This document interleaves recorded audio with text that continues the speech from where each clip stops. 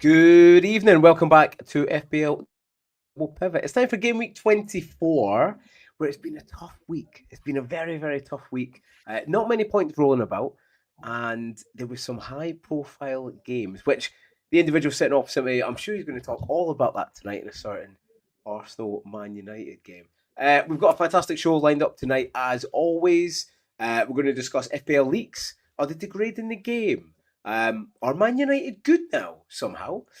Game week 23, we're going to go over and review again, see what we got.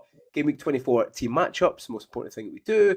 Veteran Vision, Discomfort Zone, some viewers Q&A, and we're going to see who got the leak and who didn't get the leak. But before all of that, Kieran, FPL Discomfort, how the devil are we doing after a tough game week, especially for yourself, mate? How are you doing? Yeah, not too bad.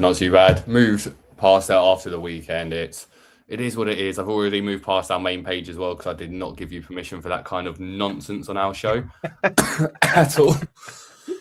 Yeah, no, I'm allergic to it, mate. I'm having a coughing fit here after that. I know. Yeah, no, look, shit goes wrong, right? And we'll come on to that on the discomfort zone in particular. But obviously, look, hi everyone. We are late today because I wanted to watch Champions League games. Seems like a hell of a day for Champions League. I think everyone else did, Kieran. By the sound of it, everyone coming result. You know what the craziest thing is? Chiesa scored a goal. What is that? Spurs won a game of football. So Thomas Frank needs a new contract, quite clearly. And and Arsenal won every single game, including with their reserve team. And look, here's a new trophy for us. No team in the history of the Champions League has ever won 8 games in a row by a margin of 2 or more goals. Ooh. But we've got to remember there's Arsenal, Liverpool, City, Chelsea, Spurs. That's 5 teams in the top 8 of the Champions League, Shane. I know. Which makes Best you think league in the world? Of course it is. Yeah, but no, I've been told by everyone it's a shit league this year. Like, quality in the Premier League is awful. Yeah, good point. Awful. Yeah, it's an asterisk league. Yeah, if Arsenal win, it's an asterisk league. Yes, but it's bollocks, mate. It's bollocks. But as you've been chatting there, Kieran, I think something's happened at Benfica. Another Real Madrid player's been scored a fourth goal, Scored a fourth goal, and Mourinho... Benfica are now in. Benfica have managed to get into the playoff spots. Mason Greenwood will not be on our TV screens in the Champions League anymore this year, because that's not Marseille out of the Champions League, so that's good. Probably sign back from Man United, though. We'll see how things like that go. They'll probably get back in. And we're going to cover everything we said there and more. And like I've put in the chat, Ducky's in the chat, mate, good to see you. Get João Pedro in your team. Well, we will be discussing him. There's plenty in the chat. Geddy's in there, Animation's in there, Andrew, Onions, everyone, mate. We'll crack on, Kieran, because like you're saying, we're a little bit later than what we normally are, but everyone seems to love the the Champ League version. Everyone was kicking off, especially myself, and it's turned out really well. Actually, really well. Anyway, we digress. If you are watching now or watching back, please give us a like, subscribe, all that good stuff. We're now up to over 1,000. We're over 1,000. We're climbing, so we'll keep going. So do please like, subscribe, and all that good stuff. Right, we're just going to jump straight into it, Kieran. The first thing is FPL Leaks. I've got our man Andrew up there. Again, listen, if they're watching this pod, they're definitely watching Andrew's pod. If not, go and follow him, FPL Nightmare. And he did not catch the leak. I was lucky enough, Kieran, to catch the leak because even though I'm usually busy on a Saturday, for some reason I thought, do you know what, I'll just tune into it. And I was lucky enough to catch it.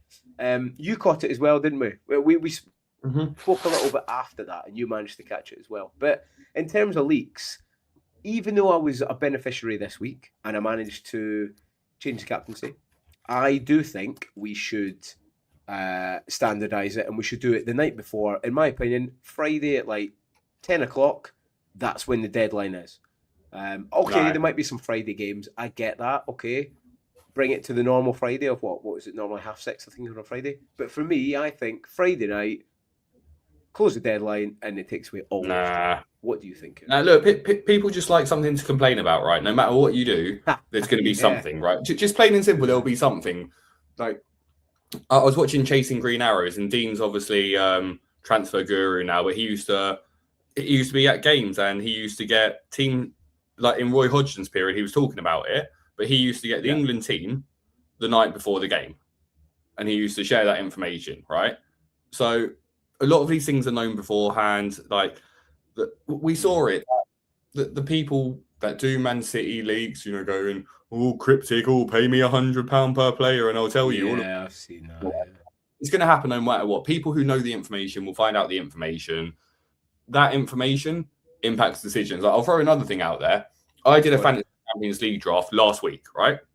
That draft had Florian Wirtz, Kai Havertz in it. I saw the team lineups. I took Kai Havertz and Florian Wirtz out of my team. I got less points based on information, right? So, like, the reality is this is the rules of FPL. You're going to get these things. Like, I don't think it impacts it as much as people claim it does. People who got the information, the majority of people, the captains this week, the people who got the information on Haaland either went with Wirtz, Thiago, Saka. That was the main captain picks. How well did those players do? Yeah, but I think that's regardless of the outcome. Do you know what I mean? We're being out because if they smashed a hat trick, we can't be on. But if Haaland came off the bench and scored a hat trick, yeah, right, like which could happen. So, like, this is what I mean. Like, if you look at this season, 38% of goals have been scored by subs. 35% of goals have been scored after the 75th minute, right? So, yes, you want a player that's reliable for minutes. Yes, you want your captain to be starting. But if City were playing on Sunday, you wouldn't have got that information. You would have captained Haaland, and people would have been 1 point worse off. So, again, like, you can look at it from an outcome perspective, but, like, I think it's just people get upset over it if they've missed out on it. You get people saying, oh, like, again, if we use your example of do it the night before, and there is some information coming out. Well, the night before is middle of the night for India. Lots of FPL players in India. Lots and lots of FPL players in India. So they're having to make a decision 5 hours before everyone else. Australia. Lots of FPL players in Australia. Middle of the night. So, like, you already have that now already. Because they have to do it. You do in America. No, but only America. And, like, look at the state of America. Apart from Canada, hi Canada, we love you. But look at the state of America right now. Do you want to be accommodating them? No, absolutely not. Who gives a shit about America? Yeah, it's interesting. I think I'm still on the side where I think we should standardize it because, a lot of the content creators, not so much. It is standardized. The deadline is an hour and a half before kickoff. That's standardized. Simple. You can't start putting different things of unless it's on a Friday or unless on this, and then it'll be a Thursday night, and it needs to be the night before.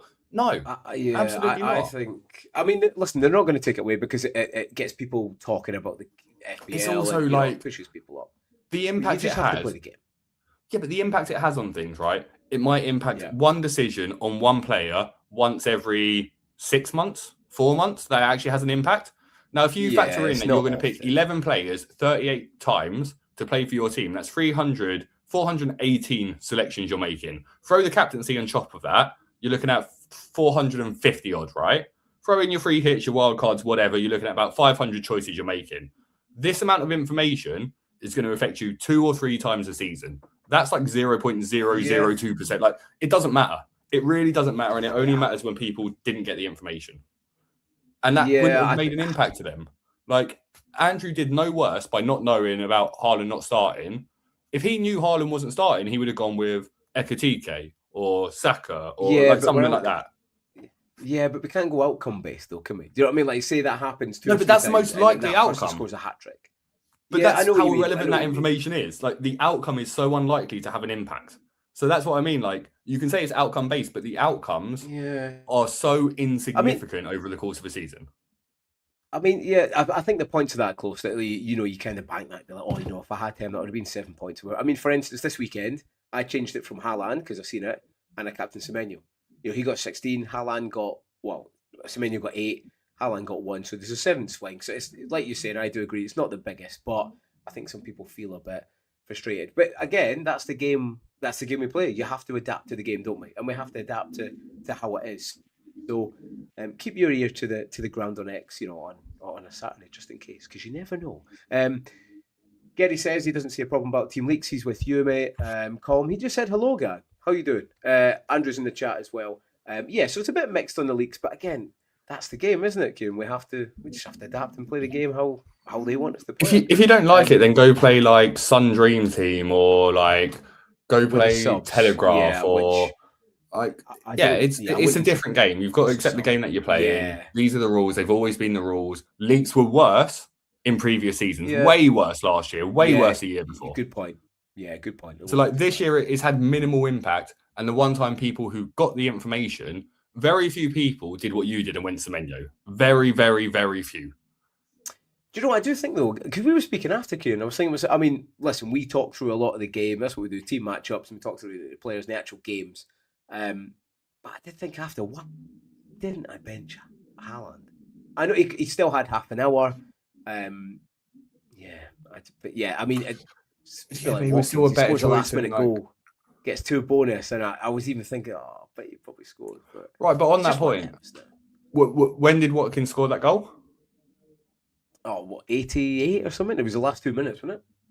It was cool. Late. And in the 88th minute in the City game, was Haaland on the pitch? Yeah.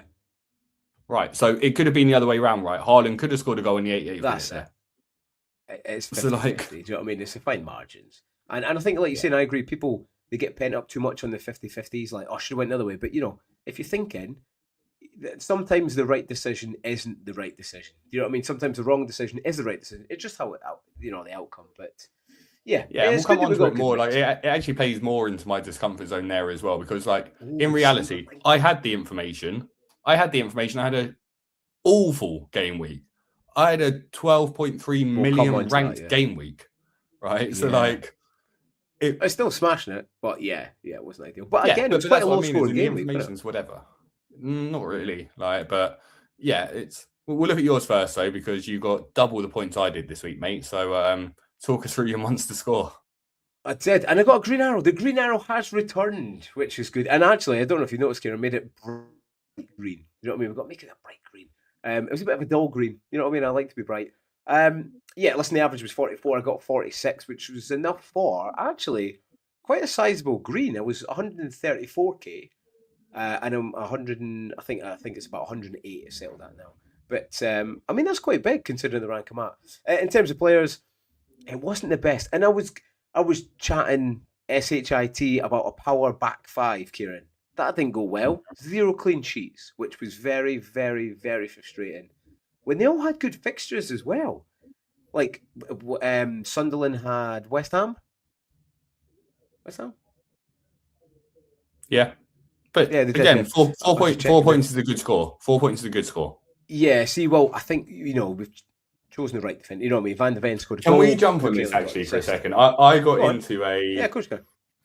I got into a bit of back and forth with... I'm not going to name them. That's not why you...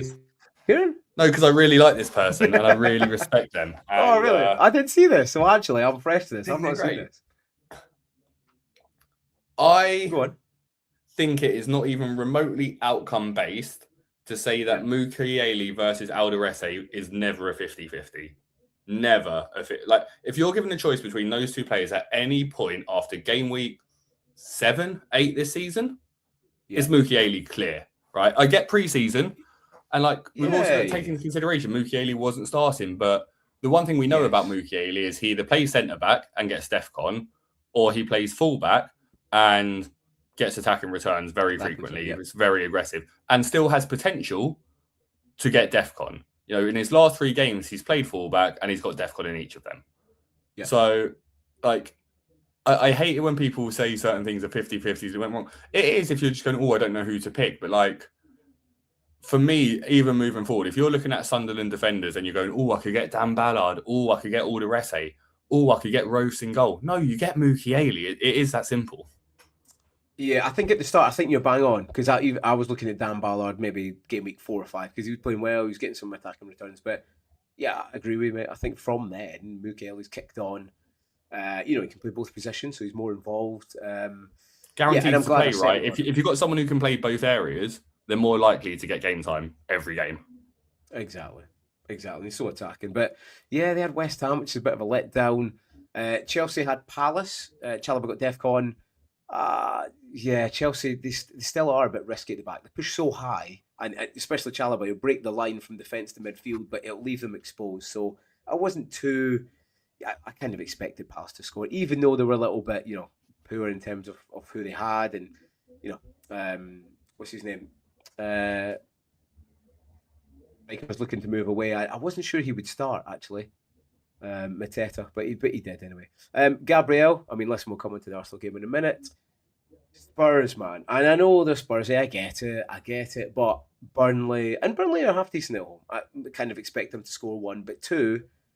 I think that last minute goal from Romero, diving header, good finish by the way. I think that's 3 games in a row he scored. One. Did you hear the above average boys though? You hear the above average boys this weekend? No, I didn't see it. No. Did they have them?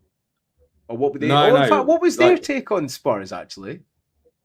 Well, more so, and I'm not going to do their take on Spurs, but more so something Adam said that I've thought for a long time, and it was interesting to hear a Spurs fan say it. Oh, go on. Like Romero isn't like. There's no way he should be captain of Spurs. There is no way he should be captain. Sorry, I did hear him say that. Apologies. Yeah. He's good at scoring from set pieces. He's got pretty poor positional awareness these days as a defender. He offers no leadership qualities on the pitch, and he's a bit of a filthy player. So it was a bit annoying seeing him get them that equaliser. And I was out for a walk actually whilst those games were going on, and I had Soccer Saturday in my ear and heard them. I think it was, who was it? Was it Tim Sherwood? No, I don't think it was Sherwood. I can't remember who the pundit was that was doing the Spurs game, but celebrating an equaliser against Burnley. Very Spursy, isn't it? That's the height of Spursy. Someone who doesn't support Spurs actually is comments in the chat. Don't forget to give the stream a like. Yeah, if you can do that, would be absolutely fantastic. Just continuing my teammate. They double up on Brentford. Yeah, I mean, at home as well. They've been solid at home. Losing at Forest, a very tired Forest as well, 2-0, which I think most of us didn't see coming. That was a bit frustrating. I thought Collins maybe could have got a cheeky header, but he didn't. Into midfield, that's basically the most points. Rodgers done well again, got an assist and DEFCON actually as well, which I looked at it and I was like, DEFCON? I was like, I'll take it. And then up top, Haaland. We've got the 2 Arsenal lads in the middle who, again, didn't really do much. Watkins on my bench, where sometimes you get a feeling that I just felt, I mean, again, it was fine margins, like you say, he scored the last minute, but, he ended up with 8, he scored, and he got 2 bonus. So really, actually, I should have maybe taken a bit of a risk and taken Haaland out. But we discussed it after, and Haaland comes on, he's on the pitch for 30 seconds, he could score, especially against a tired Wolves. King actually is back to fitness. He got an assist, so that's good if I do need to utilise him. Overall, mate, it wasn't the best, it wasn't the worst, but a green arrow, I'll take it. It wasn't too bad, mate. Any comments, mate? Any feedback from the much? No, I think you picked the right place to start. Like, I think, yeah, sure, you can look at it and go, oh, I could have started Watkins over Haaland, like you were saying earlier, but like, that would, I can see that backfiring on you more often than it works out for you, because I think we're all surprised to see Haaland come on when City were comfortably winning. Yeah. And that did stop those points coming. But at the same time, City comfortably winning and Haaland coming on for 15, 20 minutes, if I gave you that option at the start of the day and said, do you want that or do you want Watkins against Newcastle? You'd probably still go Haaland. Exactly. Yeah, you would. He's right, it was Michael Dawson on the Spurs game. It is Dawson on the Spurs game. He's put a question there. Any question you've got, just drop down below and we'll get to probably pretty sharpish, Kieran, because we're on the ball tonight. That's my team. We can go through. You know what I'll say? We can go through some of these questions as they come up, as long as it's not someone going. Yeah, let's do it. Let's go. IBK's in there. Let's do it. Who's better? What I will do is I'll just asterisk it and say if someone's going to send their entire 11 in, let's wait until the end of the show to go through that, because ones like this we can answer quite quickly. Those ones are ones that a little bit harder. In fact, let's save IBK's question because we're going to come on to. I know your section had a bit around data, fixture swings, etc. So IBK, we will come back to it when we've got those tables in front of us, because it's a good opportunity to kind of look at things and have a discussion. It is. So stick around, mate. Give us 12 minutes, and we'll stick be around. Give a like and just continue. Right, you're all here for the top content creator manager. 12.195 million. Oh, God. Yeah. Oh, my eyes hurt. Wait, hey, every week you can't have a good week, but look at that rank still. Do you know what I mean? I mean, it's not ideal with like a week, but still 3.6k. Kieran, talk to us about the horror week, and probably it'll be the worst week you have in FPL this season. Hopefully, yeah. I don't want to have another one like this. Yeah, lots of things just didn't go right. Hall lost his DEFCON. Conor Gallagher, awful pick 2 weeks ago. Awful pick. The annoying thing is he was on 8 DEFCON at half time and somehow found a way to only get to 11. Yeah. Man. It's stupid how he was recovering the ball left, right, and centre. I think he had 7 recoveries and 1 tackle. And then in the second half, he basically did sweet FA. So, yeah, look, he was disappointing. I captained my lowest scoring player in Declan Rice. Yeah, look, it's just one of those games. Like, Rodgers, I still back my decision to go Gordon over Rodgers. And it was a decision that was influenced by having Hall in my team as well. So I think it was that combination of going, which do I go for? Upon reflection, probably Rodgers over Hall. I don't think I would have gone Rodgers over Gordon, but I think probably Rodgers over Hall would have been smarter. But, and like Dorgu, I was never going to start, not in a million years against Arsenal. No. So, yeah, just a bad week. Yeah, and well, he won't be doing it anytime soon, will he? Yeah, well, that's it. Well, I think he's the 4th most player brought in, but yeah, he's out for, I think, 8 to 10 weeks. So, but how annoying is that? Like, the one thing I'm looking at in my team is my wild card I bought in Obi as a as like a placeholder. Yeah. And that's blocked me getting and Dorgu would have been great to have now for Man United fixtures, but I'm now in a situation where I can't double up on Man United. I have no way to double up on Man United. I am blocked from 2 Man United players. Yeah, that's frustrating because my defenders don't offer me any value. No, that was it. You with envy with that, especially that Dorgu performance. I was like, oh, do you know what? I think I'm going to get Dorgu because he's playing as like a left winger, wasn't he? He was that high, so that's really unlucky. Well, he was the left winger. It's a good choice. Last 2 games he has been under Carrick. Yeah. So, yeah. But no, look, shocking week, struggled. Nothing to write home about. Just no points. I went into Monday's game going, Tarko won't get DEFCON and Everton are going to lose. Ended up getting 7 points, which I'd say is about 5 more points than I expected from it. So, yeah, just shocking game week. But the good news is we get a new one every week. Yeah, that's it, man. Well, I think the only reason I got a green one is my captaincy this week. So, and again, it could have been a tight 1-0, which we were talking about. Bryce could have got everything. DEFCON, maybe a goal or assist or something, and a clean sheet. So, on paper, it's still a good team. I still kind of like the Gallagher pick. I said to you at the time, I was like, I kind of like this pick. But yeah, we're probably unsure. He plays so defensive, though. Yeah, he plays so deep. Yeah. The only one I think for me is probably, I did see Rodgers on the bench. I was like, Rodgers. But again, it's a tough game. You know what I mean? You're at St James's Park. It's also the fact that, both of these teams are shocking after a Champions League game. Both of them are. Yeah. I went with the rhetoric that Newcastle had typically had away games after the Champions League. I thought a home game, this could be the recipe to turn it around. I also knew it was my last week having Gordon, so it felt as if let's just throw him out for one last hurrah. Little parting shot. Yeah, not much he can do. Yeah, just it was one of those weeks that just is what it is. And it happens. It does.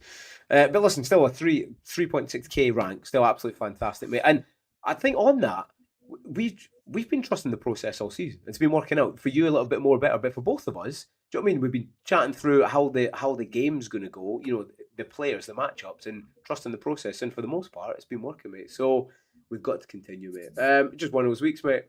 Right, talking about one of those weeks, we talk about the scores, mate. Again, it was a bit of another.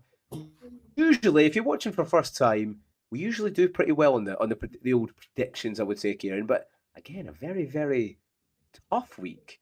Tougher for you more than me, but still, like it was quite a one this week. West Ham won. Spurs drew. Okay, some people might have had that down. Bournemouth again beat Liverpool. Brentford got beat. Villa won away at St James Park. Man United won away at Arsenal. So there was so many shocks in them, mate. I mean, did we see many of them coming? I don't think we did see many of them coming, mate. Was any of them that you seen? We'll take the Spurs one out because they're Spursy. Was there anyone that you could have seen maybe coming? No, I literally only got one prediction right. I literally only got the Man City game right. I know. finally caved in and backed Brentford to win a game, and they messed it up. The 1 week. That's them for the rest of the season now. You're not going to back them anymore. Yeah, it was an uncanny. They're getting relegated, mate. They're going down. I'm back on my... they're getting relegated. Champions League football. Yeah, Fulham done well again. You were close to the Desi on that one, mate. That was close. I had a Desi for Bournemouth, Liverpool. So that was a bit frustrating that Bournemouth scored in the kind of last minute, the last kick of the game. But yeah, elsewhere, I think, is there any other that you kind of want to pick out in terms of big shot? I mean, shall we talk about it now? Should we talk about the United game? Because in terms of games, it was a bit of a throwback to the 90s or early 2000s where it was a good to and fro game. Listen, I think people, we spoke about it before, mate. I think some Arsenal, not many Arsenal fans are kind of getting a little bit overly worried. I think some United fans, or probably a lot of United fans, are getting a little bit overzealous. And it was just one game. Like tonight, again, you won. Is that the first time someone's won 8 games? Well, in this league format is, and in Champions League. So, yeah, I think there's a bit of overreaction on both sides, mate. But in terms of you're an Arsenal fan, mate. Talk to me about the game. How were your emotions for one? I gave up on it I gave up on us getting anything out of it when we went 2-1 down. Just from it was pure domination for the majority of the first half by Arsenal. Yeah. And then it was just silly mistake by Zubimendi. If you look at a lot of the goals Arsenal have conceded recently, they've been mistakes. Yeah, and worldies. Yeah. It's not a sign it's not a sign of the wheels are coming off. It's just silly little mistakes. Yeah. People hitting worldies. If someone's going to shoot from 35 yards and it goes off the crossbar or in or goes into the top corner, it is what it is. You just have to accept and take your hat off and applaud to those ones. That's going to happen from time to time. You know, Arsenal were not going to go the rest of the season without dropping points.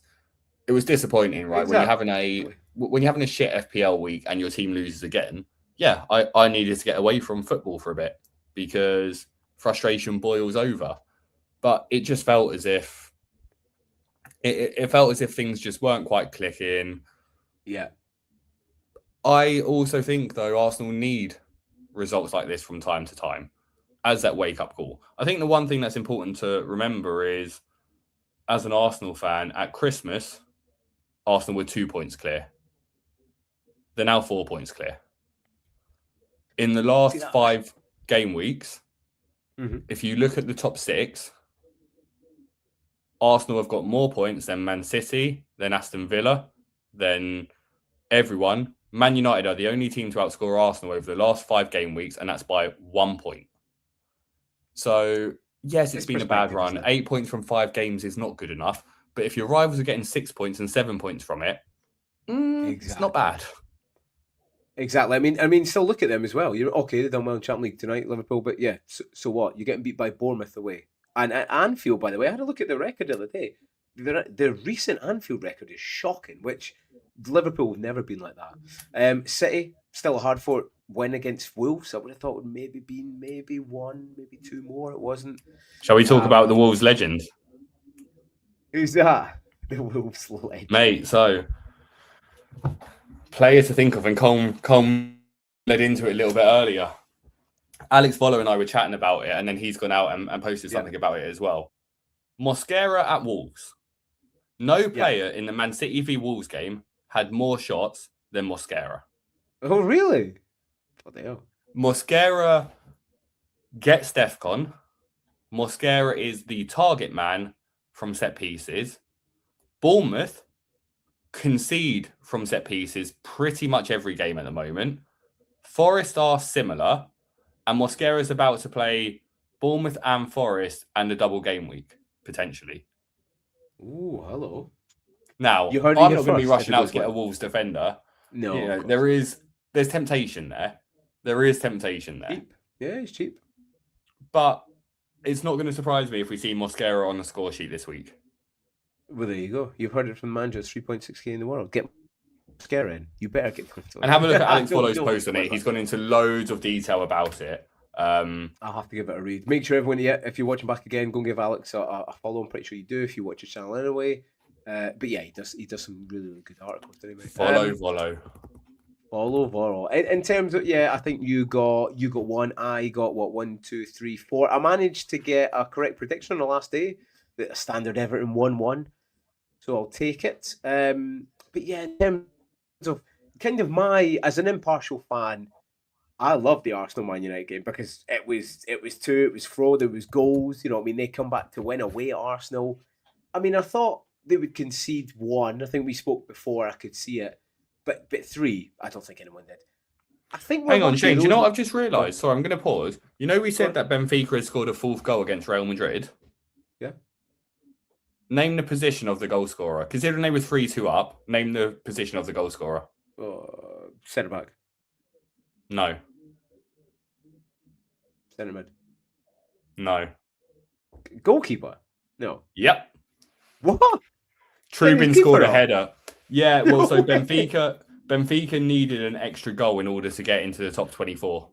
So in the last minute, Mourinho gave permission for the goalie to go up, and he scored. Of course, it's Mourinho. Of course, it's just written in it. It's literally written in football law. Mourinho, mate. What? Oh, what a legend, man. I'll have to watch that back tonight. Yeah, in terms of being an impartial fan, it was a great game to watch. And it's kind of put me on 2 planes of thought. It's not really changed anything about Arsenal for me. They're still playing like champions. They're the only team playing like champions.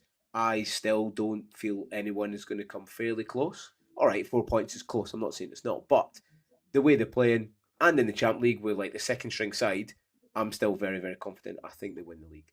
United, though, and you know my thoughts on United sometimes, Kieran. But now I'm like, do you know what? Bruno, for me, you have to have Bruno in. With the lack of options in midfield, he has to be in your team because they scored 3 at the weekend, Kieran, and Bruno only got 1 return. So no one scores 3 against Arsenal either. To score 3 against Arsenal is impressive. Also, Shane, don't you I wonder if there's anyone out there, anyone at all that at the start of the season would have thought Man United could get Champions League football this year. I wonder if there was anyone who made that as a claim. I think that was someone who's sitting about 3.6k in the 3.6k in the world. Yeah, I think. I wonder what his other predictions were. Wasn't one of them something to do about Mo Salah not being good this year? You did, mate. You got how many did you do? 3 predictions. 3.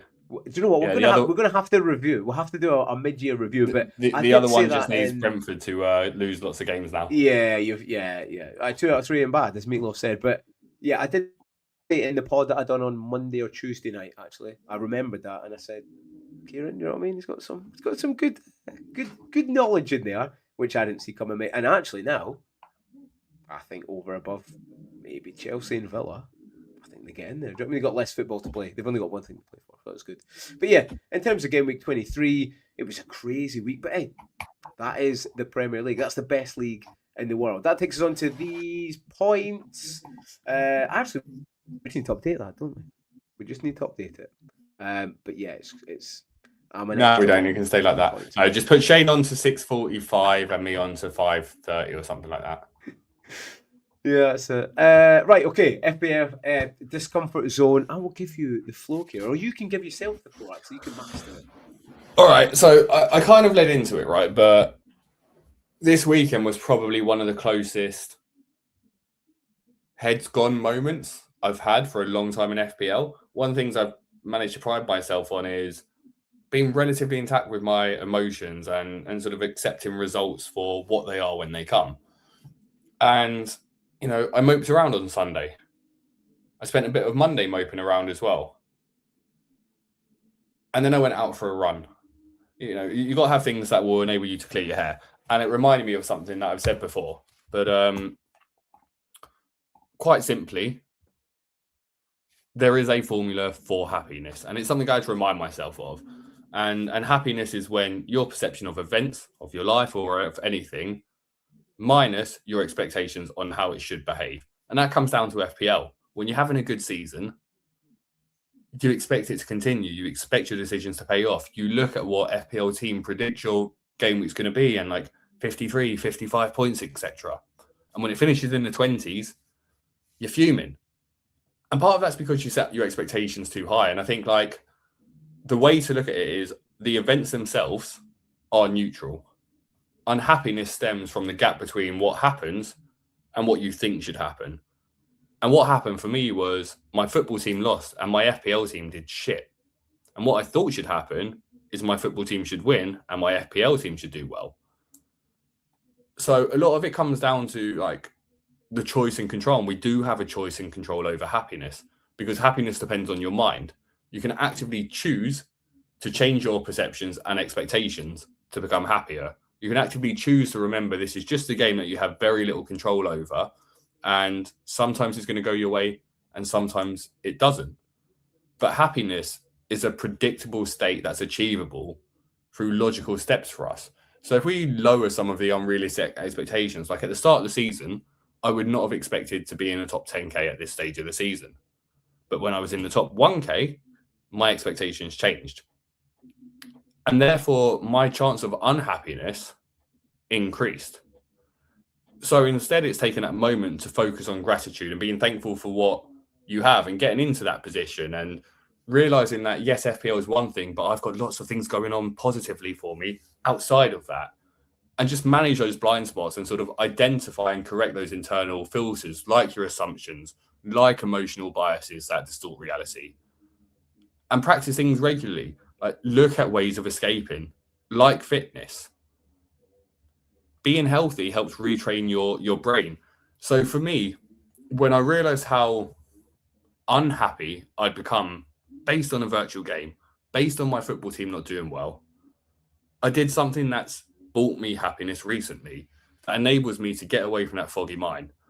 And the last couple of days, I've just been going out for a run.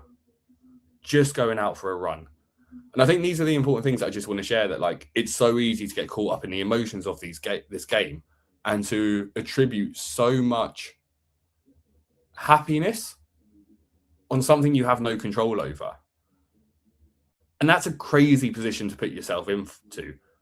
It's crazy to look at where your rank is and have different expectations, or to set these kind of expectations and let it have that kind of an impact. So it's just, this was more a reminder for myself, but just I thought as other people may go through this themselves, that look at that formula for happiness. This is from Mo Gordat. He's got a book called Soul for Happy, and he was a former chief business officer over at Google X and helped launch it. So this is an engineer who believes that these are problems that can be solved. So it's just more so a reminder for me, a reminder for everyone else, that this game can give you bad weeks, but don't let it impact your happiness and your mental well-being. And if it does, find that thing that brings you back to reality or realigns you to what's important and how irrelevant these things are. And like I said, for me, that's going for a jog with the vision of Saka running behind me, waiting to give me another trim.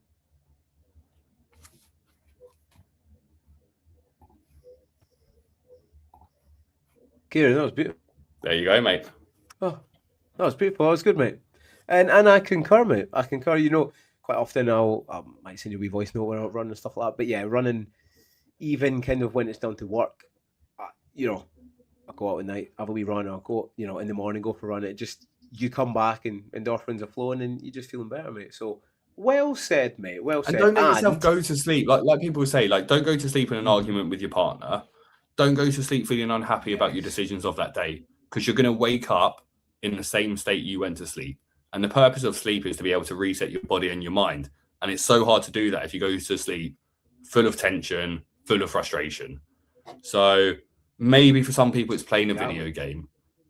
Maybe for some people it's calling up some family and checking in with them. But make sure you've got that thing for you that's going to help you get out of those kind of rots like I was in. Make sure you've got people around you that you can turn to. And if people find themselves in this situation, Shane and I, we both have our DMs open. We'll be there for you to have a little moan about how crap your game week is and how everything went wrong. And we'll be there to remind you that it's not the end of the world. You're still going to get happiness. Let's just readjust our expectations and move forward. Exactly. I like it. And you know what? It's something that we do in our household, Kieran, that we, before you go to sleep or at the end of the day, if, you know, something's happened, you had a bit of an argument, you don't let that lie. You know what I mean? And that kind of happened where a little boy, you know, he's been a bit of a kid, and, you know, I said to him later on, I said, listen, you know, that's what it is, it's done type thing. and we understand tomorrow, and then before you know it, tomorrow, yep, understand, blah blah blah. But you don't leave it for a night, because life is too short, mate. Life is too short, especially when Saka's running behind you, trying to give you a little trim, mate. But well said, and like Kieran did say there, DM's always open, mate. We're very, very good listeners, Kieran, aren't we? We do a lot of talking, but we're also very, very good listeners. Andrew says he likes to go hiking in Derbyshire. That works wonders for my mind. That's it. Out in the open area. I hope you live near Derbyshire, Andrew. Otherwise, yeah, I hope you live in Derbyshire. Otherwise, there's a long bloody way to go. Like, for me, that'd be a nightmare. If I wanted to go hiking in Derbyshire, then it's going to take me 8 hours. And driving when you're stressed isn't a good idea either. Yeah, that's it. And Heather also agrees as well. She put on there. So, yeah, let us know again in the comments what do you do to relax? We like to do a little bit of running. What do you like to do? Just to kind of continue on the Arsenal chat. Well, I think it was more from a little bit of my veterans vision is, and we kind of touched on it earlier, that some people overreact. In my opinion, like I was saying, United are very good. You have to take notice of that. And we have to adapt, especially in the game, and we have to look at about maybe doubling up. Definitely Bruno was one, maybe doubling up. But in terms of Arsenal, mate, I still think there's at least one cup or one title on the board for them, mate. And that's why I've got the cups next to a bit of a Threaders Arsenal player for the from the weekend. Do you think there's more than one? Of course, there's more than one on the board, isn't there? I mean, you must be thinking back in the mind, the double's achievable. A double's achievable, right? Same. Going back to here, mate. I'm going back expectations. To here. I'm not gonna set expectations of Arsenal winning a double. I'm not gonna I'm gonna just of course enjoy being back at this situation where my football team has good footballers, has a good second team that can play in Europe and do well, that has a stronger connection with the fan base as any I can remember, definitely since post-Wenger and definitely since the last 3-4 years of his reign as well. And I'm going to enjoy that because you do pick your football team, but you don't change your football team based on how results are going or based on what they're winning. Correct. There's only certain teams who can win trophies each year, and I've got good friends. I grew up near Barnet. I used to work at Barnet Football Club. I've got some friends where Barnet are their first team. What are they meant to set as barometer for enjoying football? Because they're not going to win the Premier League or a European trophy or the FA Cup or the League Cup or anything like that. But they still go to the game and they still enjoy it, and they enjoy it for what it is. And to your point that we said earlier, let's not be too outcome based. Let's just enjoy moments and enjoy journeys, because otherwise, why not just go to sleep or play Football Manager and skip to the end of the season, go on holiday and see if your team won the league? No, hopefully Arsenal win something this year. They're in a good position to win something this year. And it all comes down to how you react to your losses rather than how you behave in victory. That's it. So we'll just look at what that means moving forward. As Miley Cyrus says, it's all about the climate, which we've discussed on this pod before. It's all about the climate. Listen, your Discomfort Zone was that good. I'm going to try and follow that suit. But I'm only going to have a really short one, and it's kind of a little bit off topic. And it's more centered really about a bit of the pod. I just want to say a thank you to everyone who supported us. 1,000 subs might not seem like a lot to especially top content people, but to us it does. Listen, we just love chatting about football. Two people who like talking through the methods, how they play the game, and interacting with everyone that comes on. Viewers new and old, and all the OGs to chat. So again, thank you very much from us. Please continue to subscribe, all that good stuff, because it definitely helps. But the main thing for us is just chatting with yous. That is the main thing. And that's mine, Kieran. It's short and sweet tonight. We're getting on. You know what I mean? It's a little bit older. We're a little bit later, so I thought it's a short one. Well, look, I think what we've got next, right, are a couple of graphs on fixture difficulties and tickers, right? And I think the important thing is, Shane, let's ignore these colours and let's tell people to watch your show. Are you doing one on Friday? Yes, we are. And actually, it's funny you say that, Kieran. we've been doing the show for a while, and it's been a good success, and it does definitely add value. But starting this Friday, we're going to quantify that value.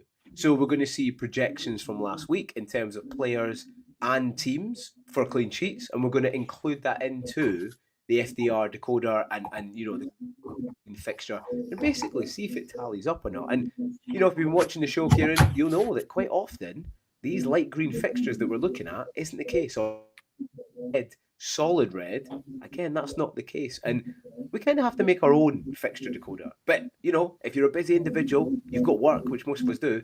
Just tune into the show on Friday, and we'll do it for you, Kieran. I think I've done these two different ones. I've done 4 game weeks and then an 8 game week. Have you got stuff in the background? I can hear. Is it probably Arsenal manager discussing the win? No, it's all the way downstairs, mate. I don't know how it's picking up that. Microphone's that good. It's not that loud. It's not loud. So these two, we'll just quickly flick forward. We've gone for 4. I'm just going to pop down and actually mute it because it doesn't need to be on, mate. So I'll leave you to it for a second. Yeah, no worries. So chat, this is what we've done. So I like to talk about fixtures. Tune into the show on Friday, and we'll talk more in detail. And it will help us with our players. It will help choose the players that we're going to get the most value from and probably the biggest rank rise. But at the moment, we're on the 4 game week 1, and then we've got coming up the 8 game week 1. And I just want to see the difference there. Up at the top, you've got Chelsea, Palace, Bournemouth, Man United, and West Ham. Everton are just sneaking into that top 6, and Arsenal. Listen, most of us have triple Arsenal anyway. At the bottom, Tottenham are fully at the bottom there. Then you've got Newcastle, which people are starting to move off. Brentford, Leeds, Fulham, and even Sunderland are starting to dip in there, even a little bit of City. Now we move into the 8 game week 1. And there's some teams that are still at the top and still at the bottom, but quite a few have moved off. So if you see Arsenal over the next 8 game weeks, they're now 2nd, and when they were 5th. Villa up there. Listen, Burnley, okay, they're 4th. You could have a cheap, Dubravka. People think about maybe moving off. Maybe change your mind, maybe keep again. Chelsea, again, they're in there with a fantastic run. They're more of a shorter term. They've moved down to 5th than they were up at 1st. But, they're still definitely beneficial. Talking at the bottom, Tottenham, funnily enough, over the next 4 game weeks as a split and 8 game weeks, are still firmly at the bottom. So maybe Kieran with that Gallagher, I think maybe he's gonna be moving him out. Got any Tottenham assets? I've got a Tottenham defender. I think they're definitely going to be on the agenda to move sooner rather than later. Sunderland move down into bottom 3 for the 8 game week over the 4-1. So again, is it maybe time to move off those cheap defenders? Or are they cheap enough that you can just bench them for those 1 or 2 or 3 games within that 8 game run? City, again, over the 8 game weeks, they are up to the top half, where for the first 4, they're not. They're in the bottom half. So again, we're kind of at a crossroads here, and this is the point I'm trying to make. It depends what kind of manager you are. It depends how aggressive you want to attack the season as a whole. If you want to go for the more short term, have a look at that. I think the only thing I'll add on to this is Wolves will move up, as would Arsenal, if game week 26 turns into a double. Yes, good point. Great point. But yeah, like you said, it changes between that 4 and 6 game week period, apart from if you're Spurs. When I'm suggesting Mosquera as a cheeky punt, look, you're not holding him beyond game week 26. It is till game week 26, so it's literally a 3-week punt. So as someone who's taken 2-week game week punts with people like Gallagher, it's not something I advise. I think looking at things on the longer term, or at least the 4 game weeks, is a better position to be in. That if we're looking at this and you're going, I could get Mosquera in, or I could get Munoz or Chris Richards or Senesi or Hill, all of whom are higher than him. So, or a Chelsea defender, all better options, both in the short term and in the long term. Exactly. And you've got to have a mix, haven't you? Okay, the majority of you might want to go for, more 8 game players over the 4, but you need some of the 4 short terms because you want the points on the board, don't you, Kieran? Do you know what I mean? So, for instance, for me, it's a bit frustrating that Yao Pedro is scored 2 and then scored last week because I was kind of looking at him anyway. But that's good. But then again, like you were saying, Kieran was speaking earlier, he might be benched at the weekend. You've got to factor the Champions League. I think lots of Chelsea players have a risk of being benched. Yeah, exactly. I could see Enzo getting a rest this week. Yeah, especially against West Ham. But then saying that is a well, not a derby, but it's both London teams, so we want to play probably his best team. But yeah, like you say in Palace, the second best over the next 4. Munoz is back.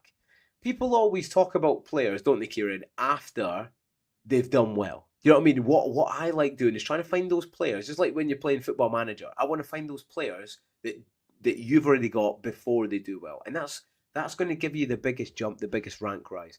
In terms of over the next 4 or next 8, Kieran, is there any team in particular you're looking to jump off? I mean, obviously we spoke about Spurs, Gallagher and Van de Ven.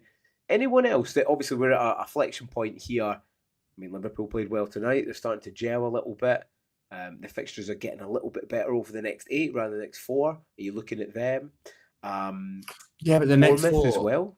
Bournemouth have got a good run. Yeah, Bournemouth are great from both. Look at that. They're third and first on these ones, which is massive. No, look, Spurs players need to get out of my team. No.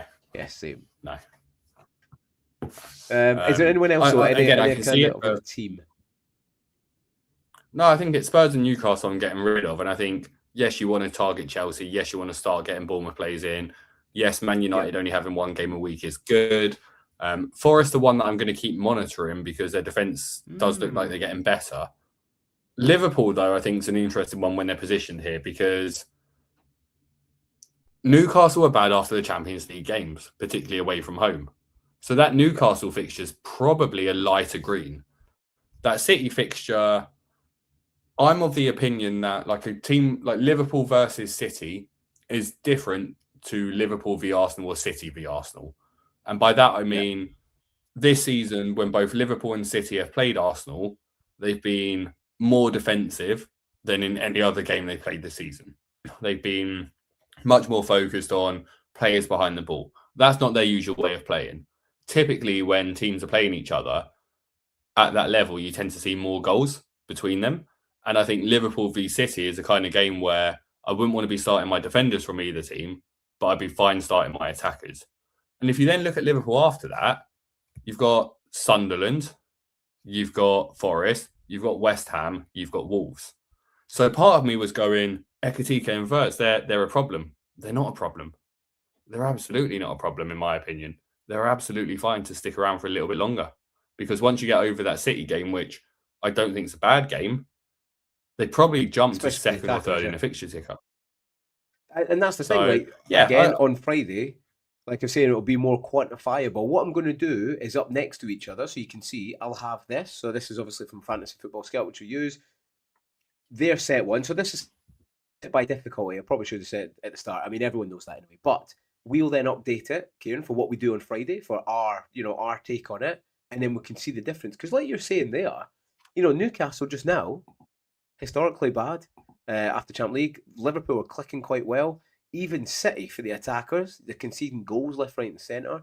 So yeah, we do have to stop and think because we're taking their word for it. Their light greens word for it. Their dark reds for it. So again, it'll be more quantifiable on Friday. And it'll be interesting to see if that makes more of a difference. I think it will, mate. And we've been kind of doing that through the season anyway,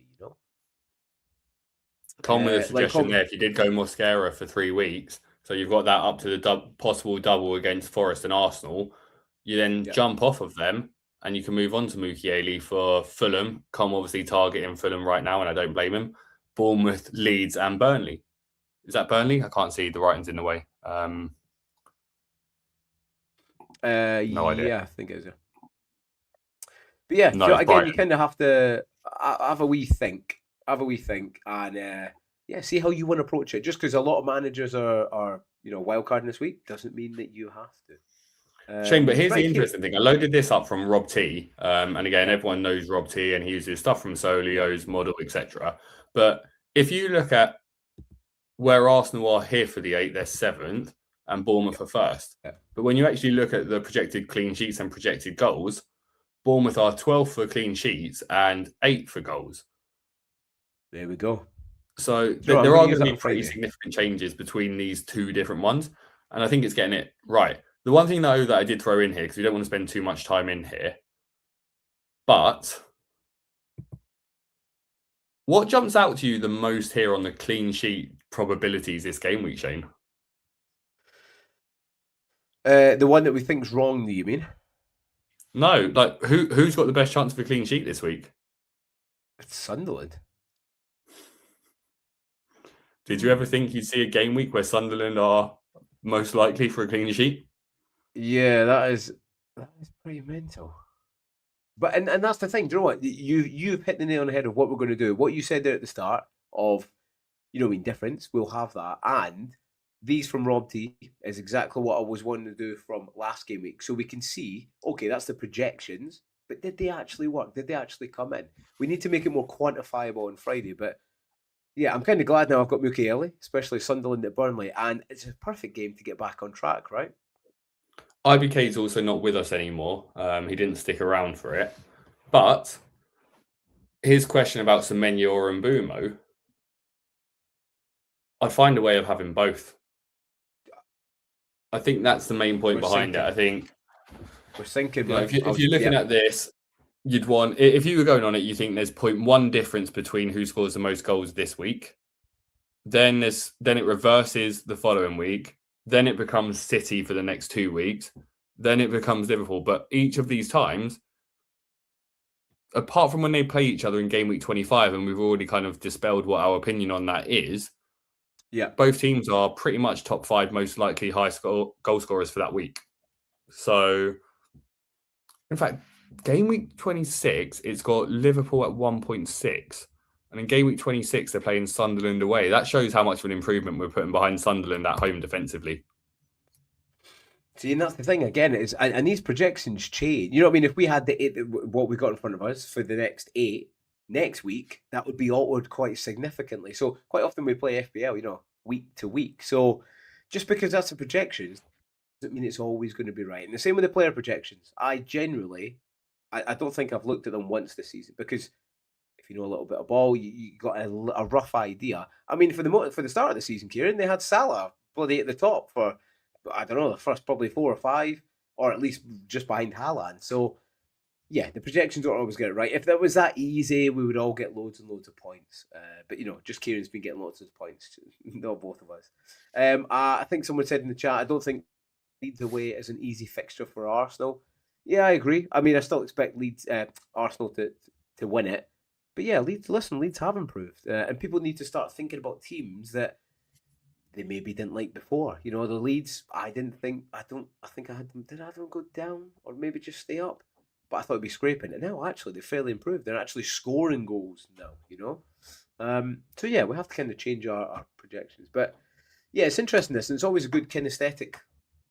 I'm more of a kinesthetic learner as well. So to have this in front of me is really, really good. But don't just take this for gospel, Kieran. Do you know what I mean? Think for yourself. Think what the outcome of the game is going to be, and then factor that in and use the data as well as a tool. Yeah, I think there was anything else that jumps out for you here. Actually, a good point actually to have a look at Newcastle. Yeah, I mean, away at Liverpool, that's tough. 15% of a clean sheet. Same with Liverpool. So that's quite an interesting one. Any other ones that kind of jump out? I think, again, like Liverpool are high for their goals, right, this week. So, again, if you were looking at putting together your attacker, and even looking back on this one, you want your midfield to probably be, or your attackers to be, a Man City, Liverpool, Man U, Chelsea, Villa. That's what you're looking for. Maybe Arsenal if you want Declan Rice in there as well. Yeah, so, I mean, there's a lot of people, wildcard in 24. It's reasonable, but again, it depends on your team. Because I was looking today, and I was thinking to myself, I might have to wildcard soon.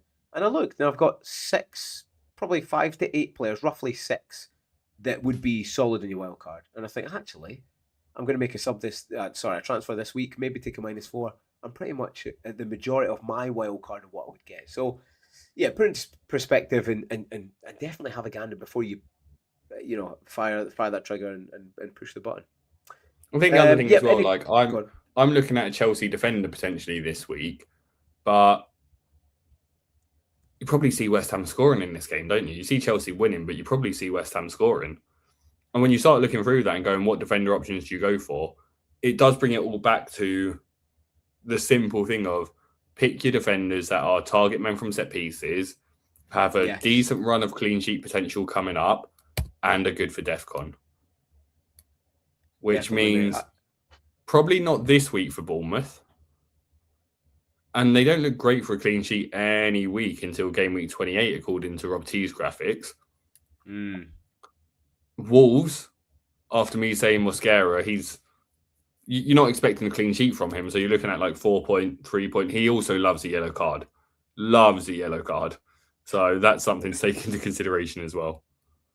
Yeah, that's it. And again, it depends if you have players and if you don't have players. Like I've got Chalobah, but if I didn't have him, I don't know if I would be going there. Do you know what I mean? Because he's got quite a lot of points through DEFCON and goals and stuff like that, kind of clouding actually his potential. And again, with the new manager, we don't fully know how they're going to perform. They've only played 2 games.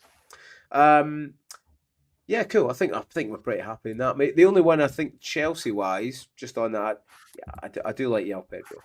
I had the feeling for him, and now he's starting to perform. Maybe not this weekend, like you said, because he might be benched. But I just feel like Rosinha wants to play his best team. Chelsea players are a better option now than they were before today, because so they were. Probably got 2 assists as well tonight. Yeah, so they were between 9-5 and 7-2 to finish in the top 8 of the Champions League, even though they were already in the top 8.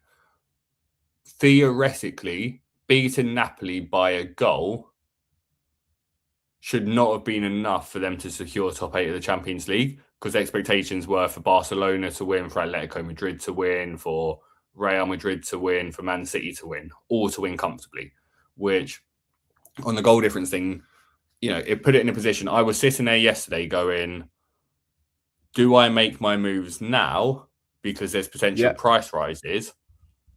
No, information is important. I can always move somewhere else. Now, the reason why this is so important is because if we go back to here and look at game week 27, when Chelsea are playing Burnley, if they had failed to win, they would have had a Champions League playoff either side of that game week,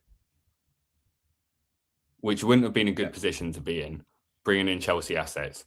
Now, if we're looking at West Ham, Wolves, Leeds, Burnley, whoever you bring in, you have to think, whether it's Enzo, whether it's Palmer, whether it's Pedro Neto, who, as a reminder, Pedro Neto scored this season against West Ham, Wolves, Leeds and Burnley. Yeah, I remember that, yeah.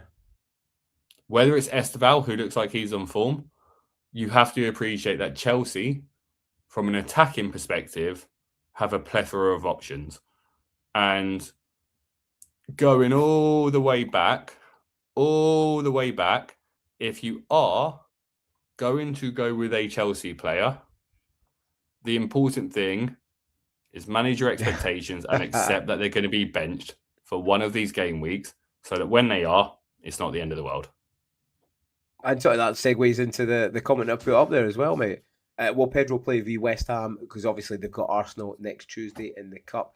From my perspective, mate, I think Rosinha wants to kind of win every game. I think he will, but I think he'll come off early, like 65 minutes, and probably Delap comes on. You think he'll be benched, right? Or more of a chance of benching him? I think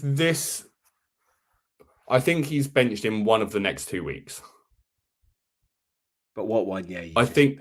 Yeah, exactly. And that's it. If you make a move to bring him in this week, just be prepared that you might be getting a sub appearance for him. Or if you make a move to bring him in this week and he starts, enjoy it, but just be prepared that he might get a sub appearance the following week. So, yeah, he's still a great option. Strikers as a whole aren't the best options.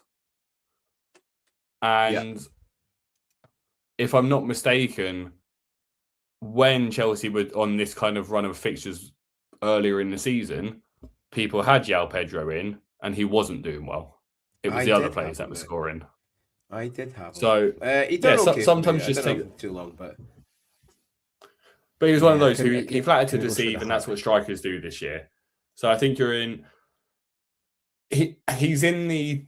He's a top 3 Chelsea option. Let's just put it that way. He is one of the top 3 options for Chelsea if you're looking to bring a Chelsea asset in. And he's still highly owned.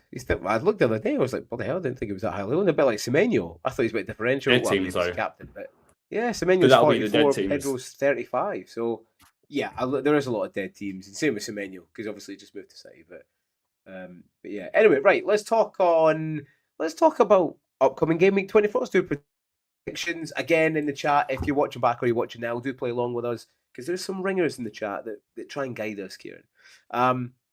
Right, I will go first on this one. The first game, I was actually looking for the lineup. Good Saturday lineup again. 3 at 3, 1 at 5:30, London Derby, and then a nice Liverpool Newcastle game. Oh, that's nice for Saturday. No early games, though. What's on Saturday morning? Saturday morning? Yeah. What to watch? Yeah. Oh.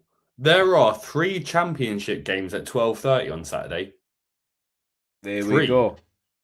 Good build. I'm not going to be watching them a little because bit more time to do Leicester, Charlton, Sheffield, Wrexham, and Stoke Southampton. So I'm not going to be rushing to watch any of those games.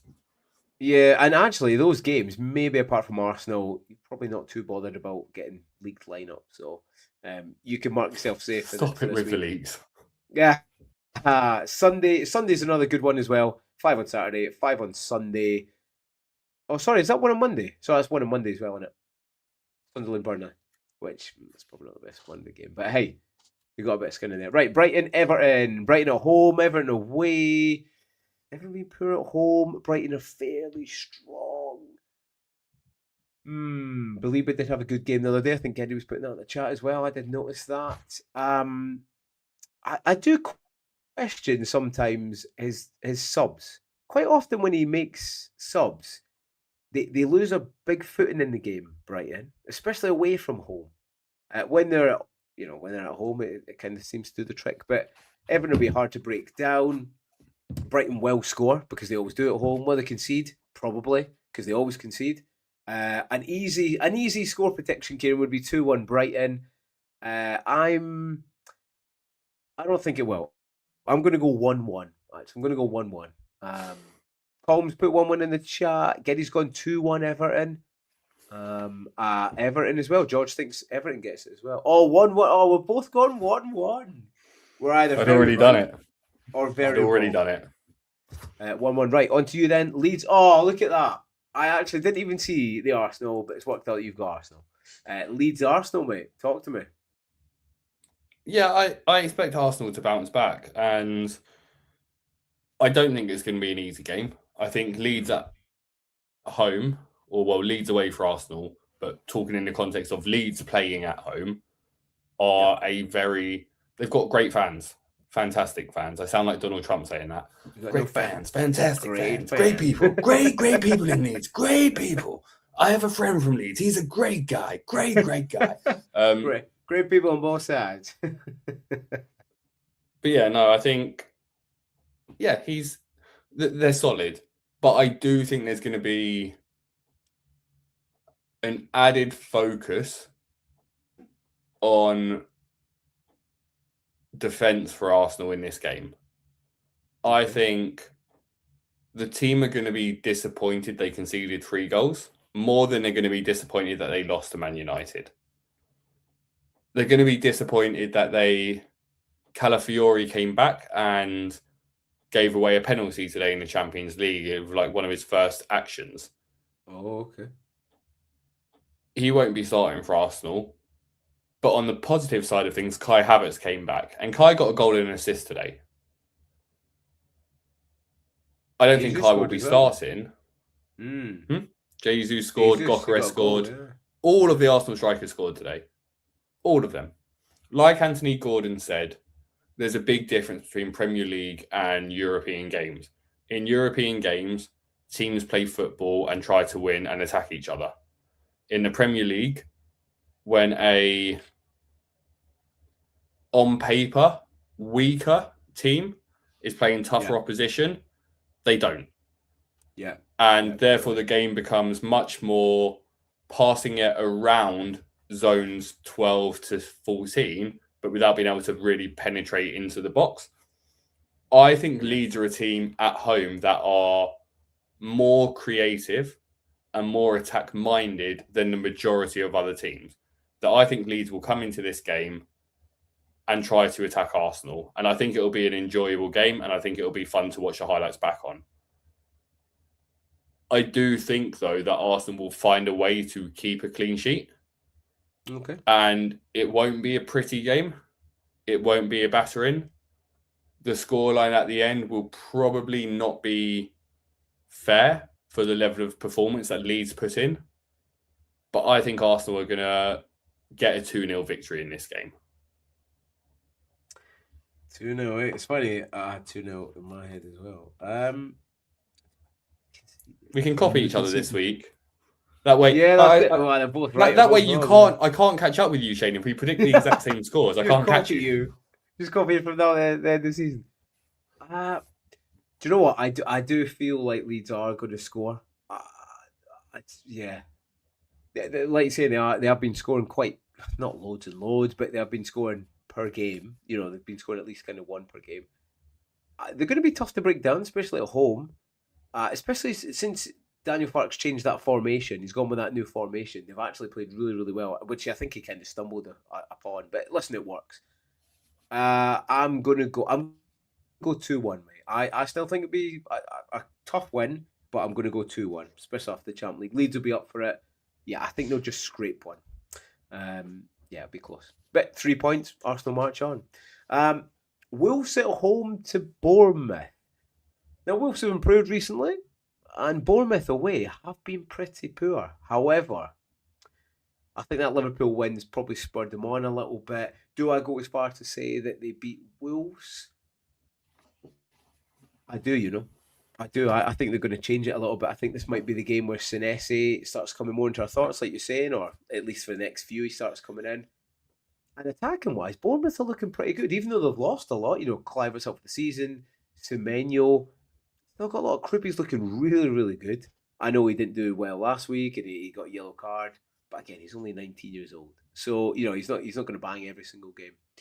Still got a decent midfield and a half decent defence. It'll be close.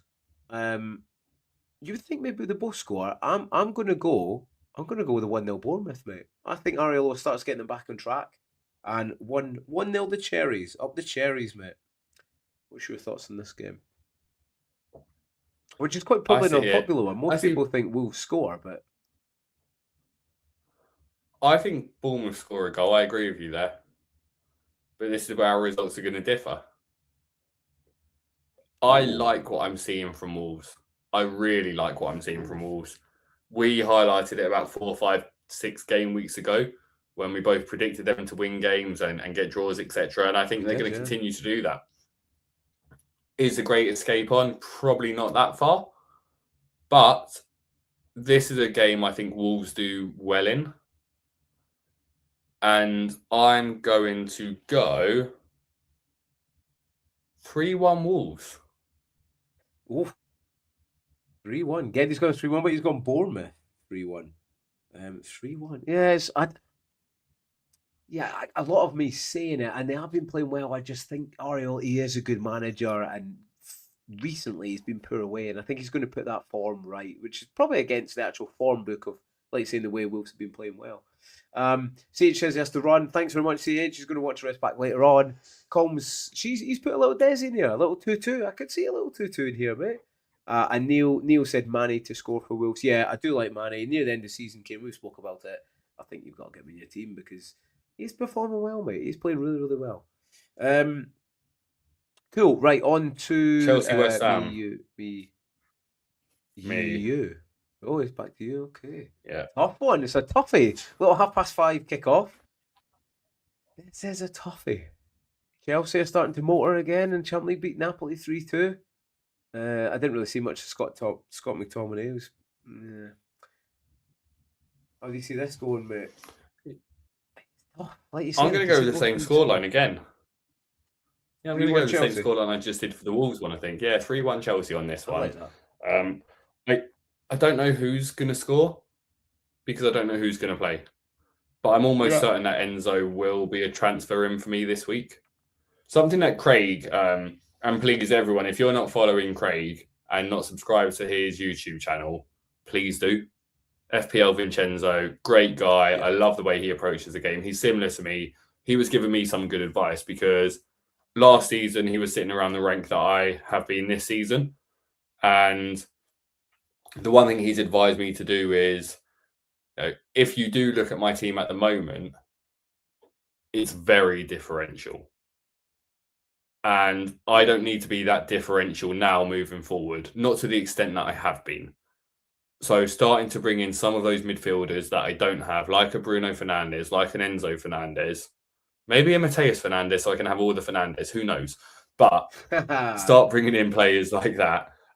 So yeah, I do like Enzo for his fixtures coming up, particularly if Palmer's not playing right. It was another penalty for Enzo again today.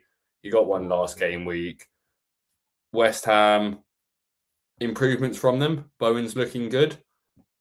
They've got rid of Kudus finally, or seemingly got rid of Kudus. So it's a better, not Kudus, sorry, Paqueta. So you've got to think there's a better atmosphere in the dressing room when unwanted players are gone. So yeah, I fancy a 3-1 Chelsea in this game. 3-1 Chelsea. It's no. I was listening earlier on to TalkSport. I forgot Ward Prowse was there at West Ham. Completely forgot he was still there. Yeah, I'm surprised. I mean, he was talking about an England call-up not long ago, so I completely forgot he was there. Yeah, I concur, mate. I'd still be Chelsea win. They're starting to motor, they're starting to connect really well. And actually, it goes against my initial thoughts of Rosenior, a bit like David Brent, the way he talks and stuff like that. But that seems to be seeping through to the players. And they've got quality players. There's no doubt about that. They've got a fantastic squad. I think, I still think Chelsea win. I think actually this is a game where one of the defenders gets a return. I kind of feel like a Chalobah. I've wrote week after week after week, Kieran, when I've been watching match of day highlights and extended highlights of games, West Ham still can't deal with crosses. Exactly the same as Spurs. They just can't deal with crosses. We know what happened in the first game. True. I think it was Chelsea won 5-1, and I think 3 of them were for corners, or at least 2 of them were for corners. So again, this could be a Chalobah game. I'm glad I've got him. In terms of scoreline, 3-1's not far off it, actually. I'm going to go 3-0. I'm going to go 3-0. I think we've inflated West Ham a little bit with those 2 wins over the last 2 games. I'm going to go 3-0 Chelsea and brings West Ham back down to earth, back down into relegation battle, mate. Leads us on to Liverpool-Newcastle. Before tonight, I was it's a bit of a nip and tuck game, mate. But actually tonight, Liverpool starting to gel. Ekitike scored, Salah scored, Vert scored. Even what's his name scored tonight? Italian Chiesa. Even he scored tonight. They're all on it. McAllister. Do you know other crazy things? McAllister scored 2, and Virgil van Dijk got 3 assists. If only he could do that in the Premier. Not that I have them anyway, but yeah, I think they are starting to motor a little bit. Newcastle, I mean, they got a draw at PSG, which is good. I thought they would get battered. But how much is that taken out of them for the weekend? Do you know what I mean? It's quite a tight turnaround. They'll probably be a bit dismayed not getting into playing the extra game in the Champions League. Yeah, I think it's a fairly straightforward win for Liverpool. I say that. I still think they'll concede. Liverpool-Newcastle games seem to give up a lot of goals. I'm going to go 3-1 Liverpool, mate.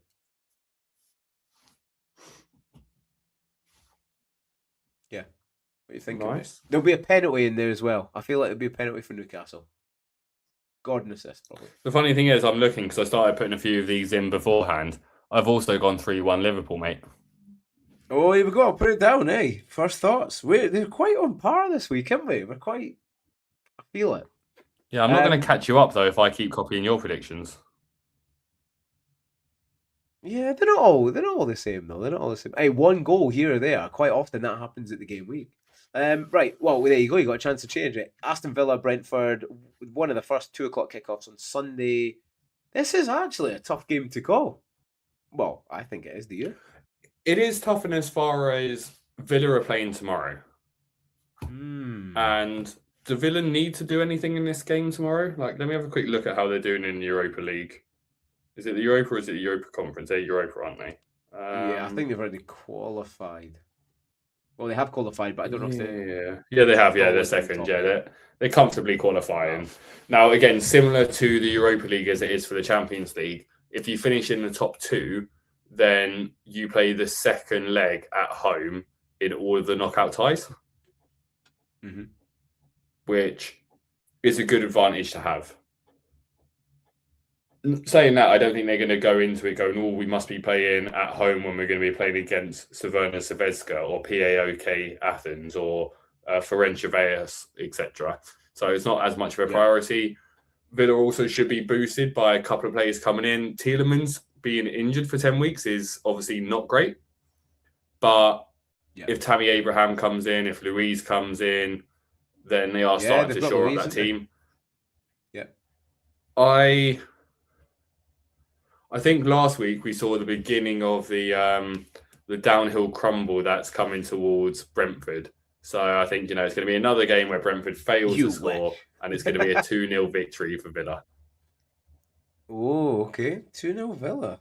Another clean sheet. 2 clean sheets in a row for Villa. I can't allow that. I cannot, and I will not allow that. I don't think they concede a few times. However, I still think Villa win. However, I think it's a doozy of a game, mate, and I've already written it down. 3-2 Villa. I think it's a great game. 3-2 Villa. On to me. United Fulham. Listen, I liked what I saw at the weekend against Arsenal, mate. I think a lot of people did. Chalk and cheese. I mean, Carrick. And this is what I was thinking, Kieran, right? I do have one question actually on that United game, Shane, or a couple of questions to ask you. As someone who referees games. Oh, yes. Here we go. Refereeing one. Go on. Oh, by the way, before we go into Number one, did you see that Garner? Did you see the Garner? They said that they made a mistake and Garner should have got a red card for that foul. Did you see that? Did they? Fair. Yeah. No. Anyway, continue. So the first thing I'll say is there wasn't conclusive evidence that the ball hit Dorgu's hand. So I think that's absolutely fine to stand as a goal.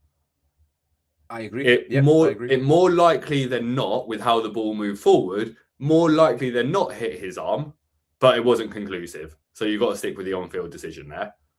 It also wasn't a handball by Maguire when he was falling down and it hit his arm in the same way it wasn't for Odegaard when that happened to him against Liverpool. Provided that you're making a tackle, and I think this is the key difference here. If you are making a tackle or a block, that's a natural position for your arm. If, however, you're making a dive, because there's a fine line there, right, between trying to stop the ball with your arm and by it just hitting that as you happen to fall down. Yeah. What I don't understand, though, Shane, is how a left and a right on a player's head doesn't get reviewed. Yeah, VR's taken a battering, mate, over the last 2 weeks. I told you. Here's an argument, right? Here's an argument. If Gabriel Jesus had long hair and one of those swings had caught his hair, it'd be a red card. Conduct. Yeah. Just like what's his name? Who pulled his hair the other day. Because there's no way, even whether your hand's open or closed, when the ball's off the pitch, there is nothing natural about your arms doing that at someone's head. It wouldn't change the result. Again, just to be very clear here, this isn't making excuses for Arsenal. No. But it just felt like insanity to me that wasn't even. It wasn't even discussed, Shane. Yeah, it wasn't even, and it wasn't discussed in the post-game thing. Now, no. The amount of times that things are reviewed multiple times, and that wasn't even a discussion. Is that me with Arsenal glasses on going, hang on, what's happened there? Or was that genuinely like that needed at least a discussion to be had? I think you're right. And when I've done the show on Monday, Tuesday, game week 23 so far, we spoke about VAR. And I said, over the last few game weeks, they've taken a battering because, like you're saying, they didn't even look at that. But some other stuff, I can't remember. I think it was a goal at the weekend or a foul or something.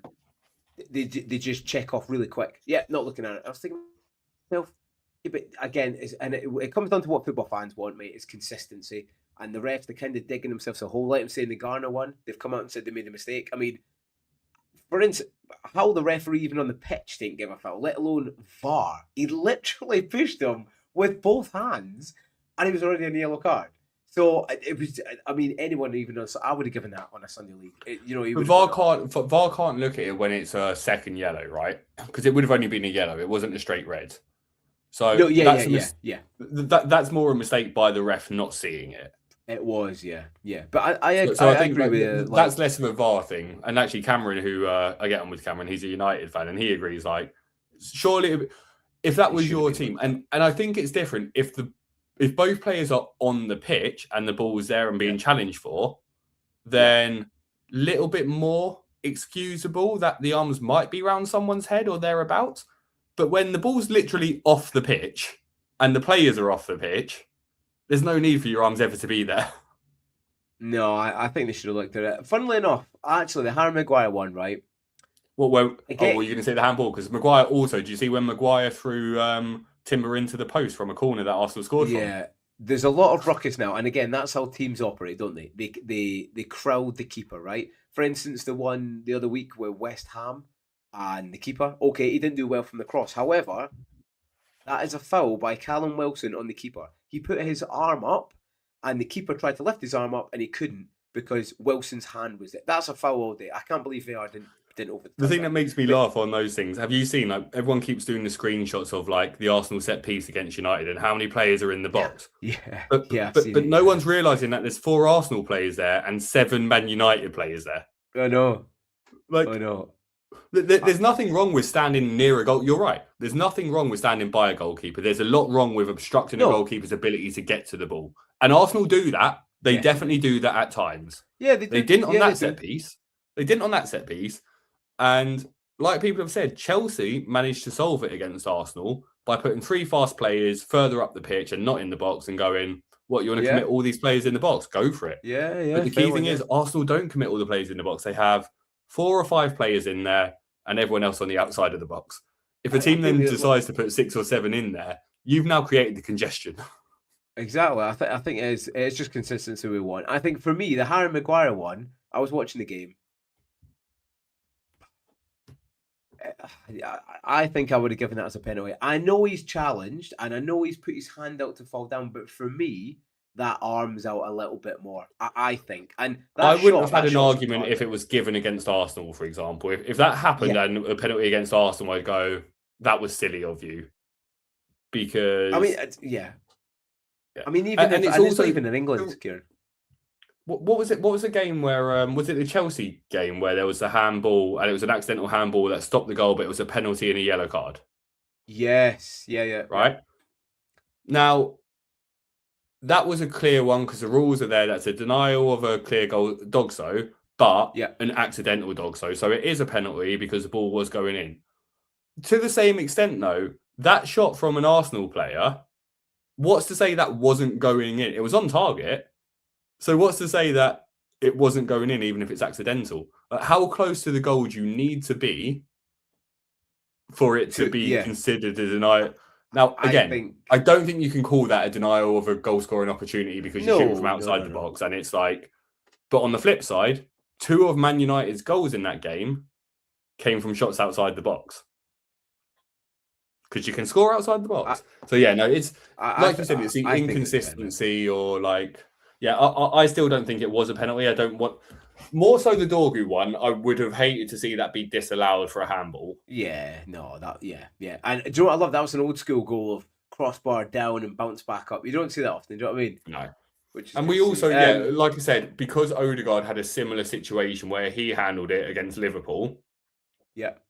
When it looked more like a basketball bounce type of thing. But that's just due to the angle that the ball struck him at when his hand's there. Yeah. But again, because that wasn't a penalty, that's why I can see why the Harry Maguire one wasn't. I would have given it. But right. Is it on me? It's on me, isn't it? United Fulham. Listen, I'm glad I've got Bruno. I'm not glad that I probably wouldn't have the Embuemo double up because they played really well. And going back to what I originally was going to say, the Prem is the best league in the world. Hands down, it is the best league. You know, whatever you think of the Spanish, the Bundesliga, it's the best league in the world. It requires the best managers. Amorim couldn't switch from a 3-4-3 or a 3-4-2-1 to a solid 4-4-2. He couldn't do it. He didn't have it in his repertoire. And you can see there just what Carrick's done, really, by that. it's the players complement. Not a 4-4-2, Shane. Well, he's set up more with a solid back line though. He has played 4-3-3. He didn't play a 4. Yeah, he didn't play a 4 against Arsenal, but even just to change it up, you know what I mean? It was 4 against Arsenal. It was 4-3-3. I'm pretty sure it's 4-3-3. Yeah, solid back line. Yeah, so he's got 4 at the back, but I mean, you know what I mean? You're not good enough manager if you can't change that up. And you've seen the improvement, mate. And no wonder the players were annoyed. Yeah, but again, just benefit them, you know? I'm massively on the wait and see because, like, to an extent, Carrick coming in. Yeah, I'm sold. But Carrick coming in similar to when Solskjaer came in, right? And as far as I get it, yeah.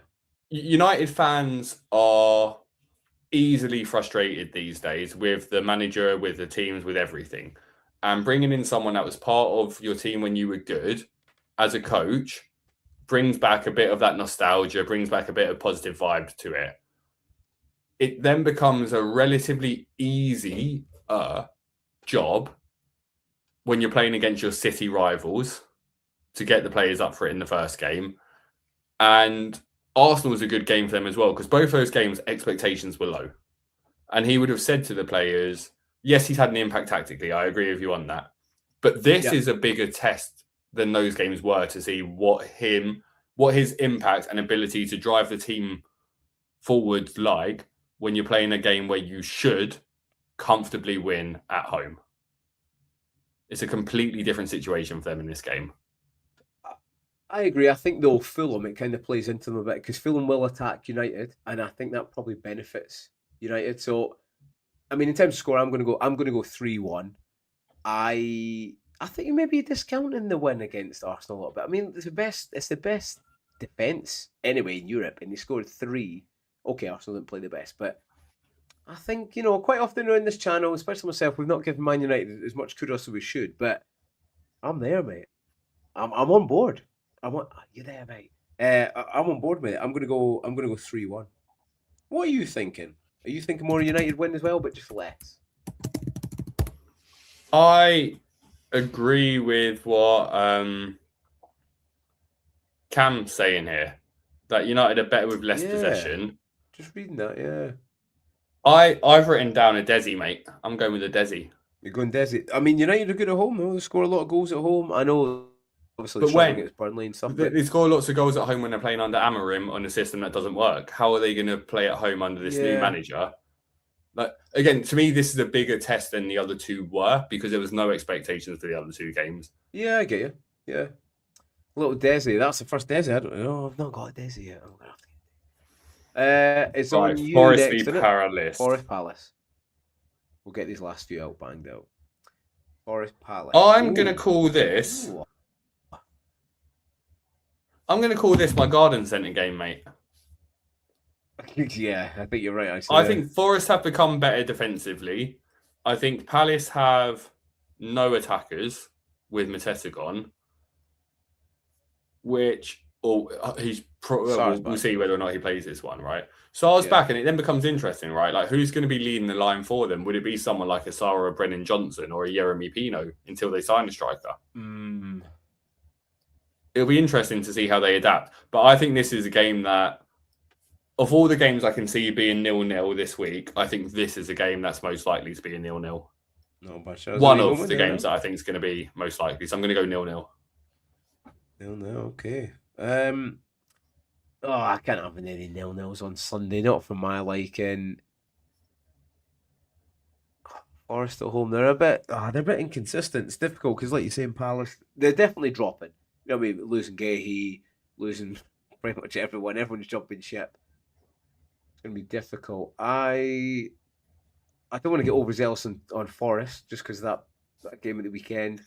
And they're playing tomorrow as well. So I think they will be tired. It's a tight turnaround. They got a small squad. I'm not sure if Morello's back, which is still a big loss.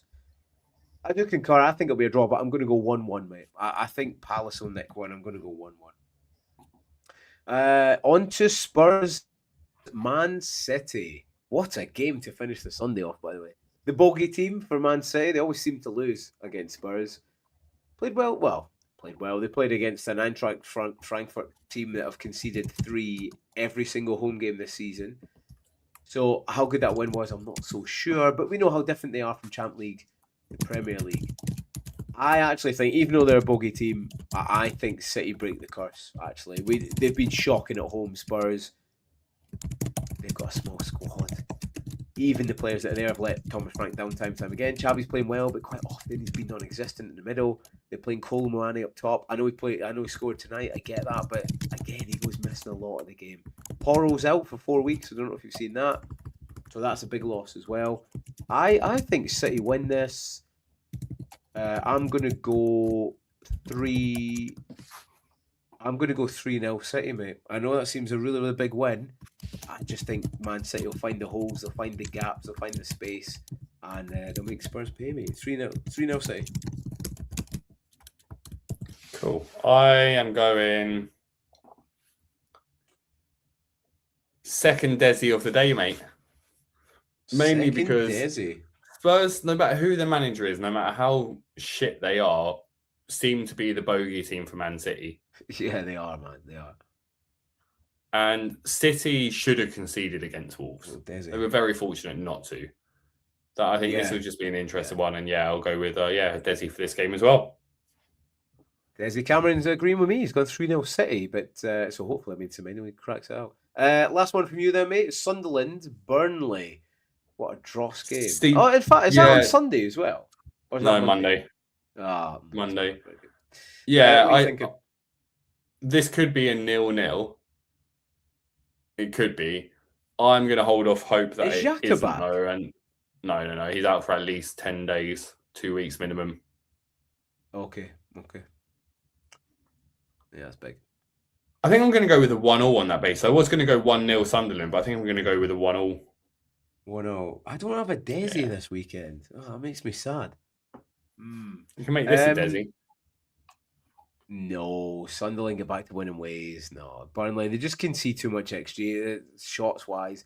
Although I am keeping tabs on it because that Xhaka, they got beat by West Ham. Okay, West Ham playing a little bit better now, but without Xhaka in the middle, he's so important, he's so integral to that side. So I am keeping tabs on this weekend because if he is out again, he is out again, but whoever they have to stand in for them, they need to do a better job than they've done at the weekend. I still think Sunderland a little bit too strong, though, especially at home. I'm pretty sure they're unbeaten at home still, correct? Pretty sure they are. Yeah. I'm going to go... You would think 1-0. Eddie's put 1-0, but actually, do you know what? I think they get a few. I'm going to go 2-0 Sunderland, mate. And wrap it up with that, mate. Right, that's the predictions done. Let's talk about teams, mate. My team's up first. This is what I've gone. And actually, have you noticed a sub I've already made? Sorry, a transfer I've already made. You seen that guy in there? Bruno? Yeah, I had to. I've only got one transfer. I've already used it. I swapped Saka for Fernandes. Again, listen, even if Saka gets a double-digit haul this weekend, he's not coming back in. He's not. And I'm happy with the move. He's cheaper than Saka as well, so I've saved a bit. But yeah, kind of front to back, I've gone Petrovic against Wolves instead of Kelleher against Villa. I think he got more chance of a clean sheet. Mukiele's going nowhere. Gabriel, most people got him. And Chalobah at home to West Ham. Happy with that back line. Midfield, I've got Semenyo, Rodgers, Fernandes, and Rice. Again, more than happy with that midfield. And up top, Haaland, Watkins, and Kruppi Jr. just now. I am tempted to take a -4. However, I think this week it's probably a little bit too close. I think I'll probably play Watkins. I do want João Pedro. I really, really do. I don't know if I take a -4 or not. I have to weigh up, is that -4 going to be worth it? When that team, what's your thoughts, Kieran? That team to me looks pretty good. What do you think, though? You look good for this week. Pedro from Watkins, but is it worth a -4? I'm not so sure this weekend. You know what I mean? Like you're saying, if you play 60 minutes so he doesn't start. Any gaps, any holes that you think in there, mate, could improve? I think it's fairly solid going forward, to be honest. Captaincy. Yeah, I think. Where is your captaincy? Sure. Semenyo again. Well, no, it's just on there. I've not. I'll probably set it on Haaland. He scored tonight, so is he back to scoring ways? Tottenham are poor at home. He could have a field day, but going forward, mate, I don't know what you thought. I want to go more midfielder based, and honestly, I think it might go on Fernandes. I think it might. What's your thoughts on that? I think that's that. No, I think Fernandes is. No, I'm thinking of doing the same, mate. Seems like a solid enough captain option this week. I think so. Yeah, I think so. And Thomas Frank will probably just try and park the bus a bit and just keep the score down low. So I think that's what I'm thinking in my head. But yeah, I think not too bad. I've already made my sub. I need to start thinking about holding some transfers, but everything keeps coming up. You know, I don't have enough Chelsea the way it is either, mate. I want Enzo. I want João Pedro. But is it worth -4? I have to see. But at the moment, that's not a bad team, mate. But anyway, we're all here for your team, mate. Kieran, talk to me about your team. Talk to me about your lineup. Do you see one change I've already made, Shane? Verts? I've always had Verts. Ekitike? Bruno. Back in. Oh, right. Did you not have him? I thought you had him before. Wait, it's not who did you swap him for? Anthony Gordon. I mean, that's not a bad upgrade, is it? No, it was an easy one. That was done early. Yeah, I've got 2 more transfers to make. I will be making 2 more transfers. In fact, I probably need to make one of them right now. Oh, little live transfer. Let's have a look, actually. Oh, actually, you got Dargo on there. Yeah, good point. Yeah, exactly. I needed to get through today before making transfers because Van der Ven's flagged, Dorgu's out, Obi doesn't play, so I have no bench options. You got any free transfers? I don't know if I know. Yeah, I've got 2 more free transfers, so I'm all good. Oh, nice. So what are you thinking? Yeah, most likely it's going to be Chalobah and Enzo in this week. Chalobah coming in for Hall, and then Gallagher going out and bringing Enzo in, dropping Van der Ven to the bench to play Gabriel, Chalobah, Tarko, Rogers, Rice, Vert. Hang on, Rogers, Rice. What would I do in that situation? 3-5-2. 3-5-2. Yeah, that's what I'm playing. Yeah. So yeah, add Enzo in, take Van der Ven to the bench, put Dorgu on the bench, and bring Chalobah into my team is most likely where I'm going to be. Chalobah just makes sense because 4-point floor feels realistic for him. Probably decent, like you were saying, from set pieces and stuff like that coming up. Yeah. Interestingly, though, he only has if I'm not mistaken, he only has a couple of goals this year, 3 goals. One of them was against Arsenal. So yeah, I think he did score one against West Ham. I'm pretty sure, didn't he? I think he. Yeah, and they were quite close together. I think they were back to back, or at least within a 3-game week period. And it's not been for a while, like you said. But I think it's a good show. I mean, it looks like a good team, mate. I'm a bit jealous of the Verts actually, and the Ekitike. I've got no Liverpool, which I am a little bit worried going forward. And actually, we've kind of morphed a little bit to a few of the same players, but not more than most. You know what I mean? Obviously, the Gabriel, Rogers, Rice, Fernandes. I mean, Haaland is a set. Apart from that, actually, is what 5, so it's not that many. Yeah, so I think I'm just gonna have a quick check now and look at prices because I know that Chalobah is going up today, so I need to do that if I want to get Enzo in. Yeah. I think captaincy. I think it's on there from last week, isn't it? From the Rice, but you think about the same as me, Fernandes. Yeah, Bruno's most likely. Yeah. What about Ekitike? The leg in Newcastle away? No, and there we are. Hall has left my team, and Enzo is in. Chalobah is in. I've done that so that I don't forget when I go to sleep. On the move. Do you know what I mean? While we're live transfer. Well, it's because we're recording late, right? So I've only got an hour and a bit until the prices change. I don't want to be priced out of it. So yeah, it just makes sense to make that move, and then I'll decide on Enzo. Almost certainly bringing Enzo in tomorrow. Almost certainly. But there's no need to rush it. I'd rather wait and just make sure that Rogers doesn't get his leg snapped or something. Well, you never know, mate. Hey, the way this season's going, do you know what I mean? Especially midweek games, you never know. That looks a solid team, mate. I think we're on the same page, which is good on the Fernandes. I can see him getting. Yeah, and I guess let me just. Do you know what? Let's Yeah, I was going to share my screen here, but I'm not bringing Enzo in yet. So, yeah. There won't be a third striker. That's Ray Nephew. It's 3-5-2. So it will be Gabriel, Chalobah, Tarkowski, Enzo, Rogers, Rice, Verts, Bruno, Ekatike, Haaland, with no bench options.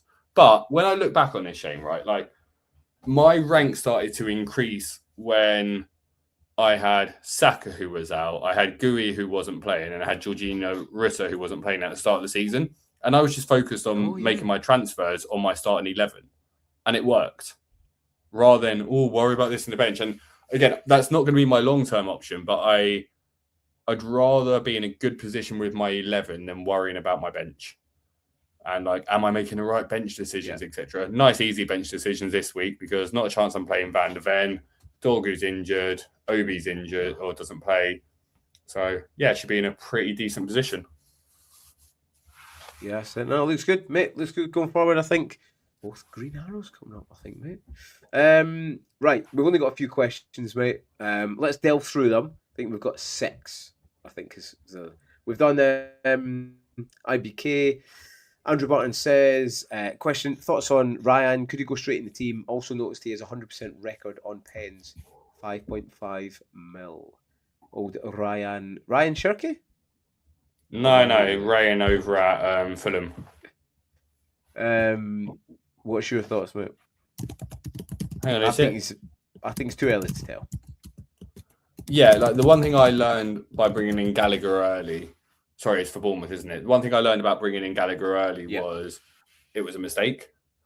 Wait and see. Will Rayan be thrown straight into the Bournemouth team?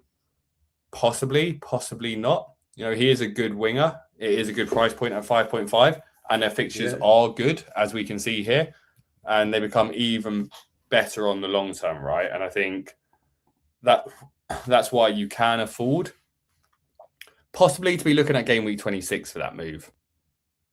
It's all team dependent, Andrew, but I think let's see how he does in the Wolves game. We're both sort of in semi-agreement that, Shane thinks it'll be 1-0 Bournemouth in that game. I think it'll be 3-1 Wolves here, but both of us don't think Bournemouth are going to be scoring many goals during that game. And then the Villa game's going to be tough because Villa won't have had a midweek for a change. But for Everton, West Ham, Sunderland, Brentford, Burnley, if we're seeing that he's starting games, absolutely. DM McDonald says, yes, guys, hope we're both well. Not sure what happens with Ollie Watkins now. Villa have signed Tammy Abraham. Is he now a minutes rotation risk? I mean, listen, as a Watkins owner, I'm looking to move off him anyway. I think he's quite expensive for what he is. He doesn't really have the biggest ceiling. I know he got 8 points at the weekend, but even when he scores... these fixtures, Shane. These fixtures. Brentford, Bournemouth, Brighton, Leeds, Wolves. Exactly. It's... Yeah, I get a case for holding him. And we'll see. FPL's... Yeah, it's a week-to-week thing. You know what I mean? Rogers could start turning on even more, and he starts supplying. He will start sharing a few minutes with Tammy Abraham, but for the most part, but in the same way, term, he's number one. Did Marlon impact Watkins' minutes towards the end of last season? No. Watkins came into good form. Did John Duran? No, they found a way of playing both of them, and Watkins was fine. I think this is an additional player rather than a hindrance to it. And if anything, it gives Ollie a chance to be fresh for some of the games by taking him off a little bit earlier rather than playing him the full 90 minutes. I think it's... It takes him down from 90 minutes to probably about 72, 73 minute average. And when you consider he scored that goal in the 88th minute, you kind of want your player on towards the end of the game. But I think he's still fine. Yeah, I think he is. I mean, I've got him, and again, we'll have to see week to week, but I think he's fine for now. Right where we are. By the way, what are Villa doing right now? What are Villa doing?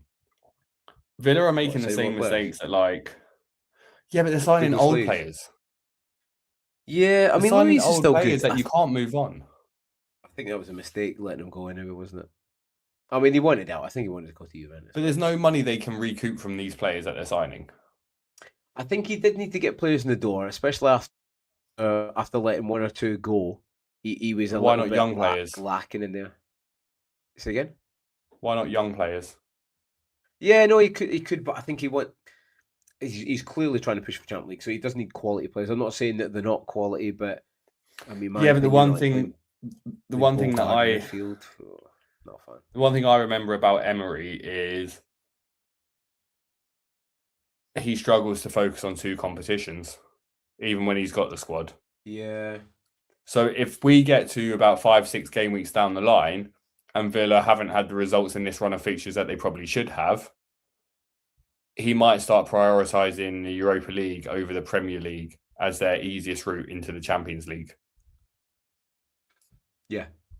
Just a word of warning and caution there. I don't think Emery's planning to stick around for many more years. I think maybe 2-3 more years. So that's why he's not concerned about the age demographic of who he's signing. But I think from a Villa perspective, they're going to find themselves in a difficult situation in like the 2028 season where they've got lots of old players and no real future stars in their team. Because when you look through that team, like, who's a young, exciting talent in their team right now, apart from Rodgers? Who, Villa? Yeah, he's not really the one that jumps out. I mean, people rate Bogart. I don't overly rate him. He's a utility player. I don't think he's good. He's young, but he's not. He's not jumping out. Neil says who to bench: Saka, Rice, Semenyo, Wirtz, Ekitike, Mane, Haaland. Logic says Mane, but I think Mane does well against Bournemouth. You don't, because you think Bournemouth win 1-0. So your argument would be Mane for this week. I'd possibly lean. It depends, right, on how you see that Spurs City game going. I wouldn't be benching Semenyo. I'd probably be benching Florian Wirtz out of those. And the reason why I say that is because my plan before Dorgu got injured, my plan was to transfer Florian Wirtz out as part of my transfers. So he was semi on the chopping block, not because I don't think he's a good player and with decent fixtures coming up afterwards, but because I think there's better options in the next few weeks than Florian Wirtz. I think there's more points from other players. And I suppose just for this game week, though. Yes, and that's it for this game week. It depends how, again, I'm going with the rhetoric that Newcastle are shit after Champions League games. Yeah. But there are other mitigating factors in that. A lot of those away games had been, 300-400 mile trips. Newcastle to Liverpool isn't quite as far as some of those other away games for them. Yeah. But they are travelling back from Paris after a respectable 1-1 draw and a return of Dan Burn. And that could, if Dan Burn plays against Liverpool, if Dan Burn plays against Liverpool, I'm probably benching Ekitike. Really? I think there's one name that jumps out, mate. Saka? Yeah. Against Leeds? Against the majority. Anybody, mate. All I've seen from Saka this season, I know what you're saying about the Leeds. Saka was unreal against Man U. Saka was class against Man U. He was tearing them up on that side, cutting in, taking shots, moved over to the left to create more. He did play well. I just... Arguably should have got an assist, right? Because that own goal by Martinez, it looks like Odegaard's shots on target. Yeah. I was thinking that was like an assist. And then another one that wasn't. It was like a secondary. But he was got... For me, though, I think everyone else gets a higher one. Like Rice, he probably gets DEFCON. He gets a clean sheet. I don't think Rice is getting DEFCON against Leeds. I think this is the kind of game where, again, I just think Leeds are going to attack Arsenal more than other teams will. And I think that creates more space for Saka.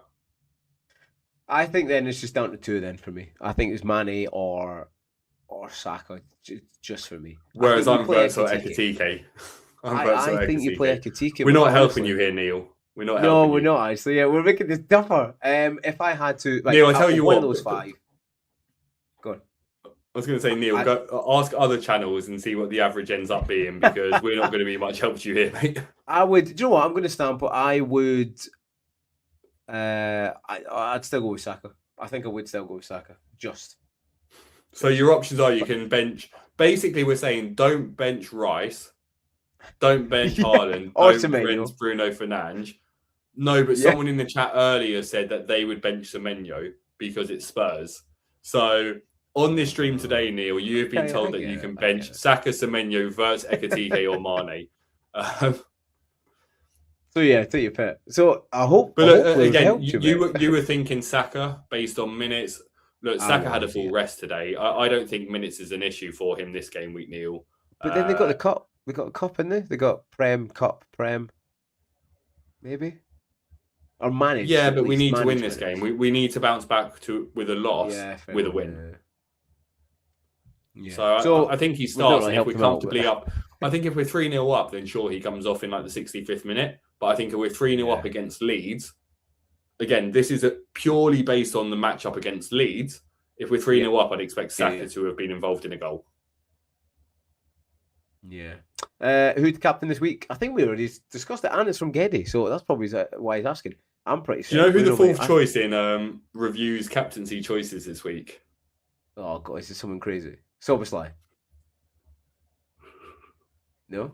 Or is it? I'll go back. Where is it? Bring it on back to you. This page here, right? Yeah. It's a player that has the highest chance of clean sheets. Mukiele? Nope. Oh, the right team? Nope. Roofs? Nope. What the hell? He's a defender, Ballard. Yep. Why? Why? I don't know. This is why on Friday we'll go through all this and we'll quantify it. Yeah, I think we're pretty set. I'm probably about 80% set on Bruno, mate. I really am. I think he'll get a. I think Mbumo. I wish I owned Mbumo this week. Yeah, I think one of them. I think Gabriel's a decent shout this week, to be honest. Yeah. I think. Look, the normal ones are going to be up at the top, right? Haaland's going to be up at the top. I think Enzo. Enzo. I think Enzo could be yeah. Palmer could be a shout. Yeah, Palmer could be a shout, mate. Yeah, actually, yeah. But then, it's difficult. He's not been playing well in the Prem. He's got 2 assists tonight. He did play well, actually. So, yeah. We have helped you a bit more there, Gary. I would go. We're going to probably both go Fernandez, but we don't have him playing well. But if you did have him, maybe him as well. We've done that on Ryan. Eddie says 2 transfers. Had 3. I did one of Wilson to Mbuemo. I have Thiago. Is he a keep or do I swap to Yao Pedro? Or do I hold a transfer to have 3 next week? So what do you think, Thiago to Pedro? I think Thiago to Pedro makes so much sense that it brings back scarring memories of Thiago to Ekitike. Yeah, that went really well for us. And the majority of people. And I think also on the same basis where Ekitike got injured during this nice fixture run, we think João Pedro is probably going to be benched for at least one of the games during this nice fixture run, whereas Thiago's a 90-minute man playing against a tired Villa, but then horror games against Newcastle. Could see him getting something against Arsenal, though. And then Brighton, Burnley, Bournemouth, Wolves, Leeds is fantastic. So from game week 27, you're going to want Thiago. I was looking at my planners, and around 27, 28, I'm looking at doubling up on Brentford attack with like a Sade and a Thiago. So it's that case of logic. Eddie, logic says, yes, move him to João Pedro and then reverse it in game week 28. That's what logic says. I mean, but take into consideration that logic doesn't always work. Yeah, I think for me, I've used my free transfer this week. If I did have another one, I would go Watkins to Pedro. And I might take a -4. Probably not, but if it was me, I think I'd go for it. Because, I mean, West Ham, Wolves, Leeds, Burnley is an insane run. It is an insane run. And then you could switch them back. So if you want to go for it, you want to improve your rank fairly well, I'd go for it, Eddie. Go for it. Last few then. We've got 2 left. In fact, we've got 1 left. No, we don't. We've covered that one. We're done. We're done. See the final comment, the most recent comment. Go on. Shane, why are you now saying Saka? Get up. I'll tell you why he's saying it, because I'm sitting opposite him right now. He played, so there's a difference, right? And there's a difference between playing well and having an output. What did he do that an FPL output? Let's be clear. Yeah, sorry, FPL. But yeah. I mean, you can still play well, and like you're saying, he did. He got quite a few shots off. He did trouble them on that side. But again, for me, and I think that's why maybe he wasn't listening. That's why if it was me, I would bench Saka out of those five, those midfields, because FPL wise, he's just not doing the business. He's too expensive. And what we specialise in, Kieran, the people that watch us, we actually watch games of football, unlike quite a few others that don't. Is there a certain person that you're throwing shade at there? Well, Gary. Gary, you tell yourself he doesn't really watch much football, but he's doing well. He's 1 point ahead of me now, so that's probably why I'm sore about it. So yeah, he still played well. Is he ahead of you? Outfit by 1 point. Yeah, he's gone up by 1 point. Oh no! So review does work sometimes. But yeah, so he did. So I've been playing with Blue Tack today, and I've managed to get it stuck to my table. So if people are wondering what I'm doing with some paracetamol and scraping it on the table, I'm not snorting paracetamol. I'm just trying to get some. And that's when you know it's time to end the show. Yeah. Listen, thanks for everyone who came. There's the Blue Tack just to prove it. Thanks to everyone who came out again tonight. Yeah, if you're watching back, or again if you're watching now, please give it a like, subscribe, all that kind of good stuff. Keep your eyes peeled for more content. Again, I'll have the decoder on Friday, and this time I'll quantify it, so you'll be able to see what value the decoder has. Newsflash, it's quite a lot. Right, listen, without further ado, I think so that's pretty much done, Kieran. Anything to say to finish the show? Or you? No, just going back to all, just don't make the mistakes I did and put too much emotional value into a certain game where you can let it impact you negatively. Remember, it's just a game. Remember to have fun, and remember, we are going to give you some absolutely awful suggestions at times. I'm going to recommend Trossard at times. I'm going to bring in Gallagher at times. I'm going to recommend Mosquera at times. Think for yourself, right? What we try to avoid to do on this show is to name all of the clear, obvious ones that we know you're going to hear on every other channel and every other show, because they're out there. Yeah. They're good options, and they're good options for a reason. And the people that are sharing them with you are far better FPL managers than us on a consistent basis. Maybe not too. He's top content. No, on a consistent basis. Yeah, but I'm not anymore. Let's Talk's above me, mate. Let's Talk's overtaken me. Yeah. I know. But no, Andy's great. So yeah, just remember, it's about providing options for you to consider, not to tell you they are the slam dunk options.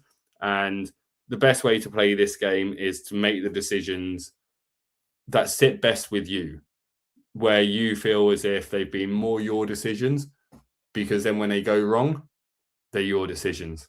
And when they go right, they're your decisions.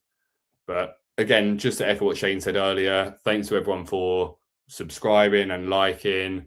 We did get to the dizzy heights of 1.1k, and then Shane was an hour and a half late to a stream, so we plummeted rapidly. But no, in all seriousness, arbitrary number means very little, but it's kind of nice to see at the same time. So thank you all for all of your support. Thanks for those of you that have joined us into midnight. Really appreciate it, and best of luck with this game week. Thanks very much, team, and I'll see you on Friday in a bit. Bye-bye.